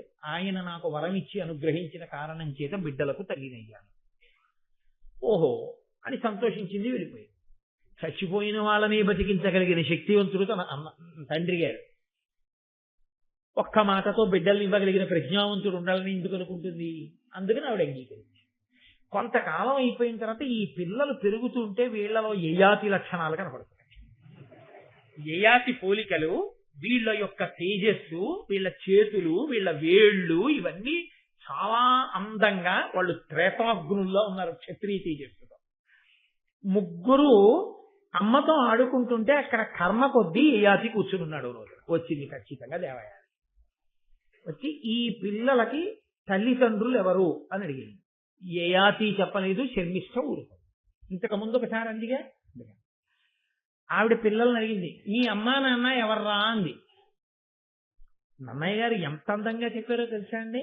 అవి గొప్ప సాముద్రిక లక్షణాలు. పొడుగ్గా ఉన్నటువంటి ఆ వేళ్లని ఇలా చాపి వాళ్ళు యయాతిని శర్మిష్ఠని చూపించారు. అంతే. ఉత్తర క్షణం ఆవిడ రథం ఎక్కి శుక్రాచార్య వారి దగ్గరికి వెళ్ళిపోయింది. పాపం యయాతి వెళ్ళి శుక్రాచార్యుల వారితో ఏం చెప్తుందో, ఆ శుక్రాచార్యుల వారు పుత్రికా ప్రీతితో ఏమంటాడో అని భయపడి ఈయన వెనక రథం వేసుకుని ఈయన. ఇద్దరు వెళ్ళారు. ఈవిడ కన్నీటితో శుక్రాచార్యుల వారి పాదాలని అభిషేకం చేసేసింది. ఎందుకని? అహంకారం దెబ్బతింది. ఏ కోరిక తీర్చుకోవాలనుకుందో అది భంగపడింది. ఆ యయాతి వలన శర్మిష్ఠ 3 కొడుకులకు తల్లి. ఇది ఆవిడికి జీర్ణం కాలేదు. వెళ్ళి తండ్రి పాదాలు కడిగి అపారమైన వ్యగ్రతతో మాట్లాడేసింది. అలా మాట్లాడితే తండ్రి ఊరుకోడు, మహాకోపం వచ్చేస్తున్నాయి. నాన్న నువ్వు ఏది జరగకూడదన్నావో అది జరిగింది. ఈయన శర్మిష్ఠ యందు అనురక్తుడయ్యాడు. కాబట్టి ఎంత అన్యాయం చేశాడో చూసావా నాన్న ఏడిచింది. పిల్ల అలా బావురుమంటే ఏ తండ్రి మనసు భగ్గుమందండి. ఇప్పుడు గబుక్కుని ఉచితానుచితములు మరిచిపోయి, అంత కోపంలో ఇలా అనొచ్చా అన్నది మరిచిపోయి, గభాలన తన నోటి వెంట శుక్రాచార్యుల వారు ఒక మాట అనేశాడు. నా కూతుర్ని బాధ పెట్టావు కనుక నీవు వృద్ధుడవగుదవుగాక. ఈ క్షణంలోనే పరమ వృద్ధుడివైపోతావు. నాడులు పైకొచ్చి జుత్తు ముగ్గుబుట్టయిపోయి ఒళ్ళంతా గజ గజ గజ గజ వణికిపోతూ, చూపు మందగించి, పొడిజొగ్గొచ్చి, కొద్దిగా ఒళ్ళు వెచ్చనిచ్చి, ఏమీ కనపడక కదిలిపోతూ, ఇంద్రియములన్నీ కూడా జారిపోతుండగా వృద్ధాప్యాన్ని పొందుతాం. ఏమనలేదు దేవయాని. అయ్య బాబాయ్ నాన్నగారండి అదేంటండి అంత శాపం ఇచ్చారు. ఆయన అటువంటి శాపాన్ని పొందితే ఈవిడికి మాత్రం బాధ కాదండి. కానీ ఆవిడ బాధ పొందలేదు. ఎందుకో తెలుసా? ఇప్పుడు శర్మిష్ఠ కూడా సంతోషించడానికి వీలు. ఇది ఆవిడ బాధ. ఇప్పుడు ఈయనకి వృద్ధాప్యం వస్తే వచ్చింది. ఇప్పుడు శర్మిష్ఠ ఏడవాలి. తను ఏడిచినా పర్వాలేదు. ఎంత క్రౌర్యమో, ఎంత పగో, ఎంత అభిజాత్యమో, ఎంత అహంకారం దెబ్బతింటే తట్టుకోలేని స్థితో. ఇది అన్న తర్వాత యయాతి చాలా చాలా తెలివైన వాడని చెప్పాలి ఆయన అన్న ఒక్క వాక్యానికి. మీరు జాగ్రత్తగా వినండి, నేను మళ్ళీ అనను ఆ వాక్యాన్ని. అందుకని మీరు ఒక్క మాటే వినవలసి ఉంటుంది ఆ వాక్యం. నేను 10 మాటల వాక్యం అనక్కర్లేదు, ఒక్క మారే నేను అంటాను. దాన్ని బట్టి వెంటనే శుక్రుడి మనసు ఎందుకు కలుగుతుందో మీరు అర్థం చేసుకోవాలి. యయాతి ఆయన పాదములు పట్టుకుని అన్నాడు, నాకు ఇంకా నీ కుమార్తె యందు ఇంద్రియ చాపల్యము విడవలేదు, నీవు నన్ను వృద్ధుడవు కమ్మని శపించావు. దీనికి మళ్ళీ దేవయాని సంతోషపడింది. అహంకారం కదండి. నేను ఒక్క మారే అంటానని చెప్పాను ఆ వాక్యాన్ని. ఎందుకంటే అటువంటి 10 మాటలు స్వభావకంగా అనక్కర్లా. ప్రాజ్ఞను మీ అందరూ పరిశీలించగలరు. కాబట్టి వెంటనే శుక్రాచార్యులు వారు అన్నారు, అప్పుడు దేవయాని సంతోషించడం గమనించి ఓహో ఇతనికి మళ్ళీ యవ్వనం ఇవ్వాలి, ఎలా వృద్ధుడైపోవాలన్నాడుగా, అందుకనన్నాడు శర్మిష్ఠ వలన 3 కుమారులు ఉన్నారు, దేవయాని వలన 2 కుమారులు ఉన్నారు. దేవయాని వలన జన్మించిన 2 కుమారులలో ఏ ఒక్కడైనా, శర్మిష్ఠ వలన జన్మించిన కుమారులలో ఏ ఒక్కడైనా నీ వృద్ధాప్యాన్ని తీసుకుని అతని యవ్వనాన్ని నీకిస్తే నువ్వు మళ్ళీ ఏ సుఖములను కోరుకున్నావో ఆ సుఖములను నువ్వు అనుభవించాలనుకున్నంత కాలం అనుభవించి నీ వృద్ధాప్యాన్ని నువ్వు పుచ్చేసుకుని ఏ కొడుకు నీకు యవ్వనం ఇచ్చాడో ఆ కొడుక్కి యవ్వనాన్ని ఇచ్చేసేయి. ఆ రోజుల్లో వాళ్ళకున్న తపస్సు చేత సాధ్యమయ్యేది. ఏమి ఇప్పుడు చచ్చిపోయిన వాడికి అన్ను తీసి బతికున్న వాడికి పెడితే సాధ్యమైందా? ఆ రోజున అది ఎందుకు సాధ్యం కాదని మీరు అనుకుంటున్నారు? ఆ రోజు తపస్సుకని సాధ్యమైంది. ఆ రోజు దేవతలే వచ్చి ఎదురుగుండా కూర్చునేవారు అగ్నిహోత్రం దగ్గర హవిస్సు తినడానికి. కాబట్టి ఈ మాట అని శుక్రాచార్యుల వారి నోటి వెంట వేరొక మాట వచ్చేసింది. అది కదలిక. ఎవరు ధర్మమునకు కట్టుబడ్డారో చిట్ట చివర గెలవవలసిందే. ఆయన అన్నాడు, ఏ కొడుకు నీ వృద్ధాప్యాన్ని పుచ్చుకోవడానికి ఇష్టపడతాడో ఆ కొడుకే నువ్వు రాజ్యాన్ని కూడా నీ తదనంతరము ఇయ్యి. అప్పటికి మహారాజ్ఞిగా ఉంది, కానీ తర్వాత రాజమాత ఎవరవ్వాలో, తర్వాత రాజ్యం ఏ వంశానికి వెళ్ళిపోవాలో, ఇప్పుడు శర్మిష్ఠ కుమారులు ముందుకొస్తారో దేవయాని కుమారులు ముందుకొస్తారో అన్నదాన్ని బట్టి ఉంటుంది. తనకే ఒకరు చెప్పే మాట వినే లక్షణం లేని తన కొడుకులకు ఉంటుందా? దేవయాని చెప్తే వింటారా? ఇప్పుడు నాన్నగారు నా కూతురు దాసిగా వెళ్ళిపోతుంది అంటే విన్న కూతురు ఎవరుందో ఆ కూతురు కొడుకుల్లోనే ఎవరో వినాల్సి ఉంటుంది. మాట వినే తత్వం నీకోటి ఉంటే నీ పిల్లలకు ఉంటుంది, నీకే లేని నీ పిల్లలకి ఎక్కడి నుంచి ఉంటుంది? ఒకవేళ నువ్వు వెళ్ళి చెప్పినా ఊరుకుదురు మీరు పెద్ద మాట విన్నట్టు. మీరు ఎన్ని మాటలు అహంకారంతో నాన్నగారు ఎన్ని మాటలు మాట్లాడారు, ఏట్రా వాడు మన అంటారా అనేవారు. ఇప్పుడు నేనంటే తప్పు వచ్చిందా అని అనుకోండి, అప్పుడు మీరేమంటారు ఇంక పిల్లలతో? అప్పుడు ఇంక తండ్రికి అనడానికి ఏముండదు. అందుకే శాస్త్రంలో ఏమంటారంటే కొడుకుకి తండ్రి నోరు విప్పి ధర్మమును చెప్పరాదు. అసలు కొడుకుకి ఎప్పుడు ఏ భయం ఉండాలంటే, నాన్నగారండి మా ఇద్దరిని ఆశీర్వదించండి అని కోడల్ని తీసుకుని వచ్చేస్తాడేమో స్వతంత్రంగా అన్న భయం తండ్రికి ఉండక్కర్లేదు. ఎందుకు ఉండక్కర్లేదో తెలుసా? అసలు నాన్నగారి జీవితం ఒకటి ధర్మబద్ధం అయితే మా నాన్నగారు ఇలాంటిది ఒప్పుకుంటారా అన్న ఆలోచన కలిగిన ఉత్తర క్షణంలో కొడుకటువంటి దుడుకు పని చెయ్యడు. దోషం అది కూడా దాటిపోతే అప్పుడు తల్లిదండ్రుల ప్రారంభం అనుకోవాల్సి ఉంటుంది. కాబట్టి ఇప్పుడు తాను వినలేదు ఎప్పుడు మాట, ఇప్పుడు ఎలా వింటారు దేవయాని పిల్లలు? సంతోషించాడు, భార్యతో కలిసి ఇంటికి వెళ్ళాడు, 5గురిని పిలిచాడు. పిలిచి, ఒరే నాయనా, మీ తాతగారు నాకు శాపవాక్కు విడిచిపెట్టాడు, భూసురులాదిగల జనులీసుర సేవించిరేమి, నాకు ఈ వృద్ధాప్యం అకారణంగా వస్తుంది అని నాకు శాపం ఇచ్చాడు.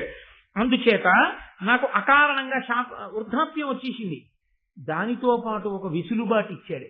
మీలో ఎవరైనా నా వృద్ధాప్యాన్ని పుచ్చుకొని మీ యవ్వనం నాకు ఇవ్వండి, నేను కొన్నాళ్ళు భోగాలు అనుభవించి విరక్తి కలిగిన తర్వాత మీకు మళ్ళీ యవ్వనం ఇచ్చేసి నా వృద్ధాప్యం పుచ్చేసుకుంటా. అలా ఎవరు ఇస్తారో వాళ్ళకి రాజ్యం ఇద్దాం అనుకుంటున్నానన్న మాట మాత్రం పైకి చెప్పలేదు. చెప్పకుండా ఎవరైనా పుచ్చుకుంటారా అని అడిగాడు. ముందు దేవయాని యొక్క పిల్లల్ని పిలిచి, మొదట పుట్టినవాడు కాబట్టి యదువుని అడిగాడు, ఎరా పుచ్చుకుంటావా అని. అంటే పిల్లలు అన్నారు, తగిలి జరయు రుజయు దైవవశంబుననయ్యనేని వానిని అనుభవింతుగాక ఎరిగి ఎరిగి కడగి హరింటి చేకొందురయ్యా ఎట్టి కుమతులైనా. లోకంలో ఎవరికైనా వృద్ధాప్యం వచ్చినా అనారోగ్యం వచ్చినా ఎవరికి వచ్చిందో వాడు అనుభవించాలి. అంతేకాని లోకంలో ఎవరికో ముసల్తనం వచ్చేస్తే నాకు ఇచ్చేయని వేస్తాడు అని గుర్చేసుకుని వీడికున్న యవనం వాడికి ఇస్తారా? వాడెవడికో జబ్బు వస్తే వాడు అనుభవించాలి. అంతేగాని మీ జబ్బు నాకు ఇవ్వండి అని చెప్పి వాడి దగ్గర జబ్బు వీడు పుచ్చుకుంటాడా? వీడి ఆరోగ్యం వాడికి ఇస్తాడా? ఏమిన్నా పిచ్చి ప్రశ్న, మమ్మల్ని ఏమన్నా ఇమ్మంటా ఏంటి? అసలు అలా అడగకూడదు, తప్పు నాన్న. అంటే ఆయన అన్నాడు, ఒక్కొక్కడిని పిలిచి అడిగాడు, ఎదువు ఇవ్వనని చెప్పేశాడు. కాబట్టి ఆయన అన్నాడు, నీకు అసలు రాజ్యాధికారము లేకుండుగాక, నీకు నీ వంశంలో పుట్టేవాళ్ళు ఎవ్వరూ రాజ్యం చేయరు, అందుకే యాదవులు రాజ్యం చేయలేదు. కాబట్టి యదువంశమునందున్న వారికి రాజ్యాధికారము లేదు. రెండవ వాడు తుర్వసుని అడిగాడు, ఆయన అంగీకరించలేదు. దేవయాని బిడ్డలు వీళ్ళిద్దరు, అమ్మకి లేని తనం వీళ్ళకి వస్తుందా? కాబట్టి ఆయన అన్నాడు, మీకు ధర్మజ్ఞానము లేకుండుగాక, తండ్రి మాట వినడం గొప్పది అని మీకు తెలియలేదు, కాబట్టి మీకు ధర్మజ్ఞానం లేక ఆటవికులకు రాజులకు దురుగాక. శర్మిష్ఠ కొడుకుల్లో దృశ్యుణ్ణి పిలిచి అడిగాడు, నువ్వు తీసుకుంటావా? ఆయన అధిక్షేపించాడు, నీవు నా తర్వాత రాజ్యాధికారమును పొందకుందువుగాక. నీవు ఎంతసేపు కూడా నదుల దగ్గర సరస్సుల దగ్గర పడవలు తోసుకుని యాత్రికుల్ని ఇట్నుంచి అటు దింపేటటువంటి వాళ్ళ రాజ్యములకు రాజువుగాక. అనువుని పిలిచి అడిగాడు. ఆయన వృద్ధాప్యాన్ని చాలా చిన్నతనం చేసి మాట్లాడాడు. నీ వంశంలో పుట్టిన ఎవ్వరూ అసలు వృద్ధాప్యమును చూడకుండా మరణించెదరుగాక, కాబట్టి యవ్వనంలోనే మరణిస్తారు నీ వంశంలో. పూరుణ్ణి పిలిచి అడిగాడు. ఆయన అన్నాడు, తండ్రి మాట వినడం, తండ్రికి మేలు చెయ్యడం చెయ్యనినాడు ఈ దేహం ఎందుకు? కాబట్టి నాన్నగారు, నేను సంతోషంగా మీ వృద్ధాప్యాన్ని తీసుకుంటాను, నా యవ్వనం మీరు తీసుకోండి, మళ్ళీ మీకు ఎప్పుడు కావాలి అని అనిపిస్తే అప్పుడు నా యవ్వనాన్ని నాకు ఇచ్చేసి మీ వృద్ధాప్యాన్ని మీరు పుచ్చేసుకోండి అన్నాడు.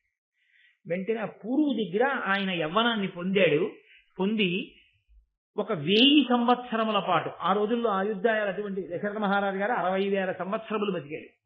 ఒక 1000 సంవత్సరములు భోగములు అనుభవించి ఈ భోగములా అనేటటువంటి వైరాగ్యమును పొంది కొడుకుని పిలిచి ఆయన యవ్వనం ఆయనకి ఇచ్చేశాడు. ఇచ్చేసి వృద్ధాప్యాన్ని పొంది కొన్ని 1000 సంవత్సరములు తపస్సు చేశాడు. వానప్రస్థానికి వెళ్ళి 1 రోజు 2 రోజులు కాదు, కొన్ని 1000 సంవత్సరములు పంచాగ్నిహోత్రం మధ్య నీళ్లల్లో అన్నం తినకుండా గాలి తింటూ ఘోరాతి ఘోరమైన తపస్సు చేసి చిట్ట చివరికి సశరీరుడై విమానమికి ఇంద్రసభకి వెళ్లి దేవేంద్రలోకంలో భోగాలు అనుభవించి అక్కడి నుంచి బ్రహ్మగారి సభకి వెళ్లి కొన్ని కల్పముల పాటు బ్రహ్మగారి లోకంలో ఉండి మళ్లీ తిరిగి దేవేంద్రలోకానికి వచ్చాడు.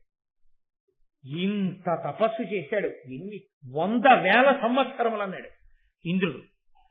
ఆయన్ని చూసి అన్నాడు, కొన్ని 1000 సంవత్సరాల క్రితం నువ్వు ఇక్కడికి వచ్చావు, కొన్నాళ్ళు ఇక్కడ భోగం అనుభవించావు, ఏకంగా బ్రహ్మసభలో కొన్ని కల్పముల పాటు ఉన్నావు, మళ్ళీ తిరిగి ఇక్కడికి వచ్చావు, ఎంత తపస్సు చేస్తే ఇది సాధ్యమైందయా అని ఇంద్రుడు అన్నాడు. ఏమి తపంబునరించితి భూమీశ్వర, పుణ్యమోక భోగంబుల తేజో మహిమను అనుభవించితివి, సామాన్యమే 100,000 సంవత్సరములు, 100,000 సంవత్సరములు తపస్సు చేశావు, కాబట్టి ఇంత గొప్పగా ఇన్ని అనుభవిస్తున్నావు. ఇప్పుడు ఇంత గొప్ప తపస్సులు ఎలా చేయగలిగావయా అని అడిగాడు.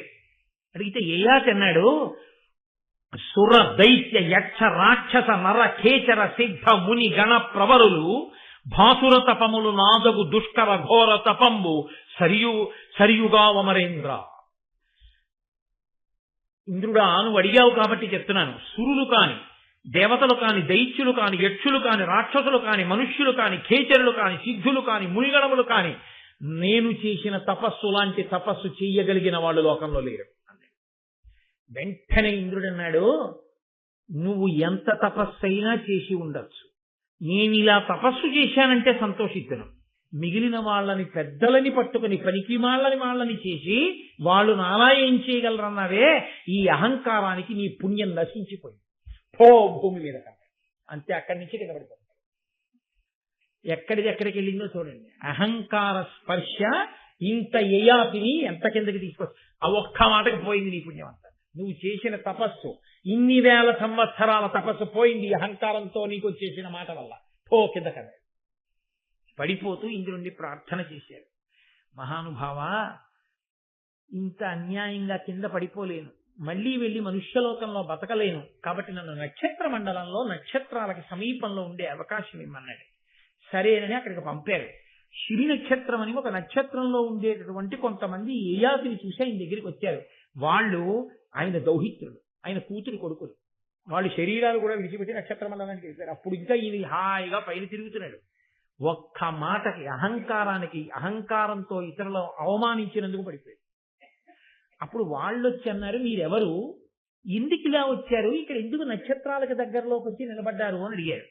అడిగితే అప్పుడు అన్నాడు యయాతి, అమరవిభుండు దాని వినియల్గి మదంబున ఉత్తమావమానము తగునయ్య చేయనని నన్ను అదో భువన ప్రతాప సంభ్రమ వివశాప్పు చేసే అది పాడియా, ఇందును అల్పమయ్యు దర్పము బహుకాల సంచిత తప ఫలహాని ఒనర్పకుండునే. ఒకే ఒక్క మాట అన్నా, వాళ్ళందరూ ఏం చేస్తారు నాలా తపస్సని. దానికి నన్ను కిందకు బొమ్మన్నాడు ఇంద్రుడు.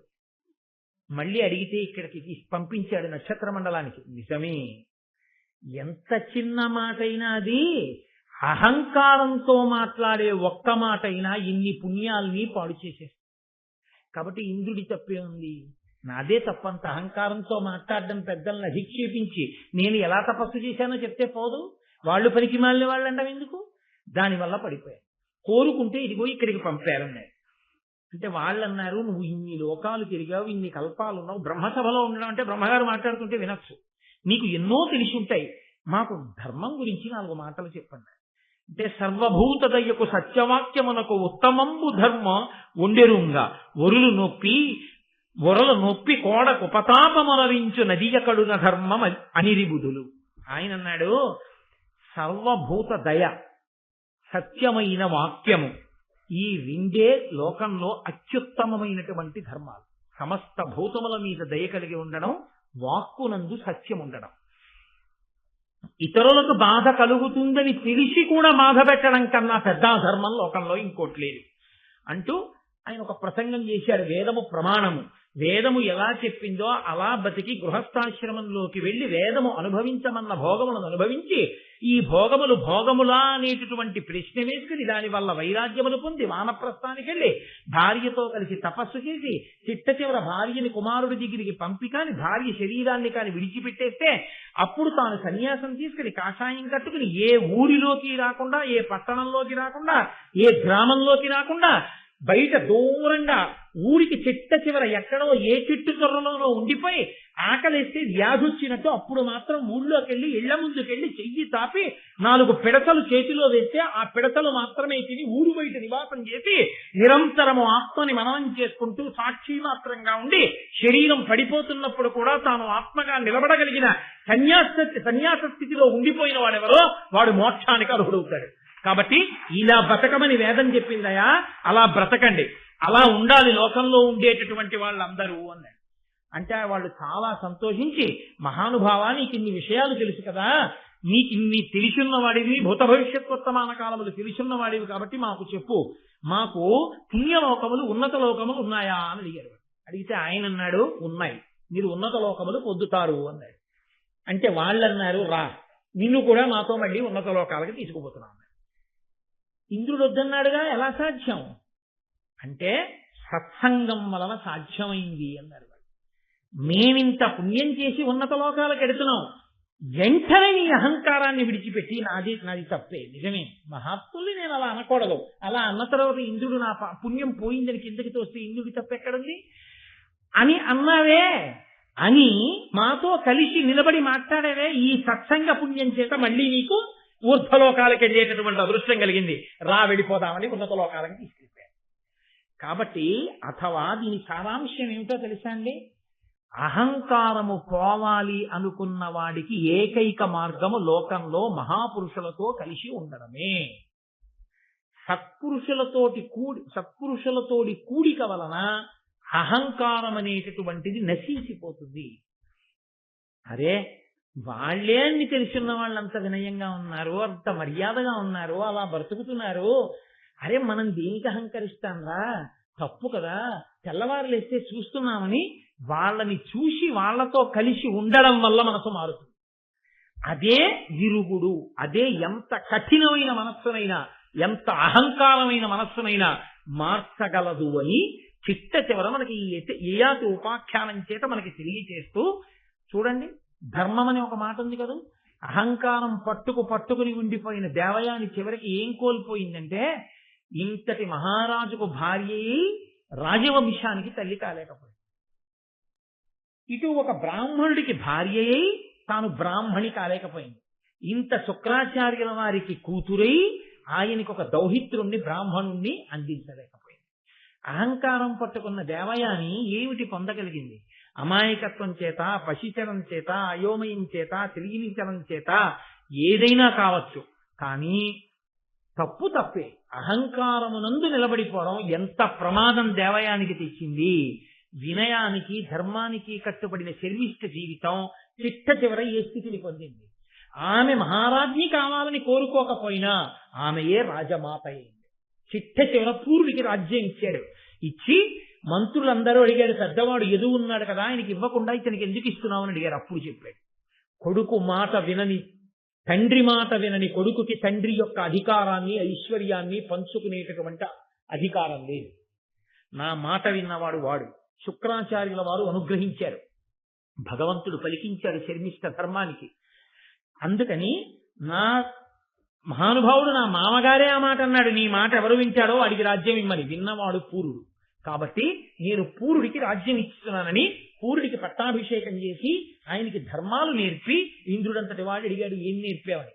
సత్యవాక్యం గురించి, దానం గురించి, జ్ఞానుల యొక్క చరిత్ర ఎప్పుడూ చదువుకుంటుండు నాన్న. అర్హుడైన వాడు కనపడితే దానం ఇవ్వకుండా ఉండకు, దానివల్లే ఫలితం పొందుతావు.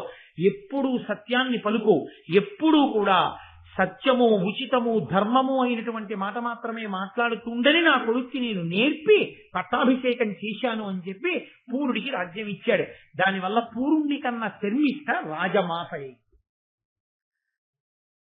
దేవయాని ఇంత రాజుని కట్టుకున్నా తనకి బిడ్డలు ముందు పుట్టినా వాళ్ళకి రాజ్యం ఇప్పించుకోలేకపోయి ఏ అహంకారం పట్టుకుందో అదే తన కొడుకులకి రావలసిన సంపదని కూడా పోగొట్టేసింది. ఏమిటి సాధించుకుంది చివరికి, ఏమిటి మిగల్చుకుంది చివరికి. కాబట్టి అహంకారమును దూరం పెట్టుకో. నీ అంత నువ్వు ప్రయత్నం చేయి. నీ అంత నీవు అహంకారమును విడిచిపెట్టలేకపోతే సత్పురుషులతో సాంగత్యం చేయి. మహాత్ములతో కలిసి ఉంటే, వారి మాటలు వింటే, వారి నడబడి చూస్తే, వాళ్లే అలా బతికినప్పుడు నాకేముందని ఇంత అహంకరించనని నీవు అహంకారమును విడిచిపెట్టగలిగిన స్థితి నీకు కలుగుతుందని ఒక దివ్యమైన ఉపదేశంతో మహానుభావుడు మన యొక్క శ్రేయస్సు కోరి వేదవ్యాసుడు భారతాంతర్గతంగా ఇస్తే నన్నయ్య గారు ఋషికల్యుడై ఆంధ్రీకరించి మనని ఉద్ధరించారు. రేపు మహోత్కృష్టమైనటువంటి ఘట్టం. అందరూ సాధారణంగా వినాలి వినాలి వినాలని పరితపించిపోయేటటువంటి ఘట్టం. లోకంలో భారతం అంటే ఆదిపర్వంలో తప్పకుండా వినాలని కోరుకుంటారు. కణ్వ మహర్షి శకుంతల దుష్యంతోపాఖ్యానం రేపటి రోజున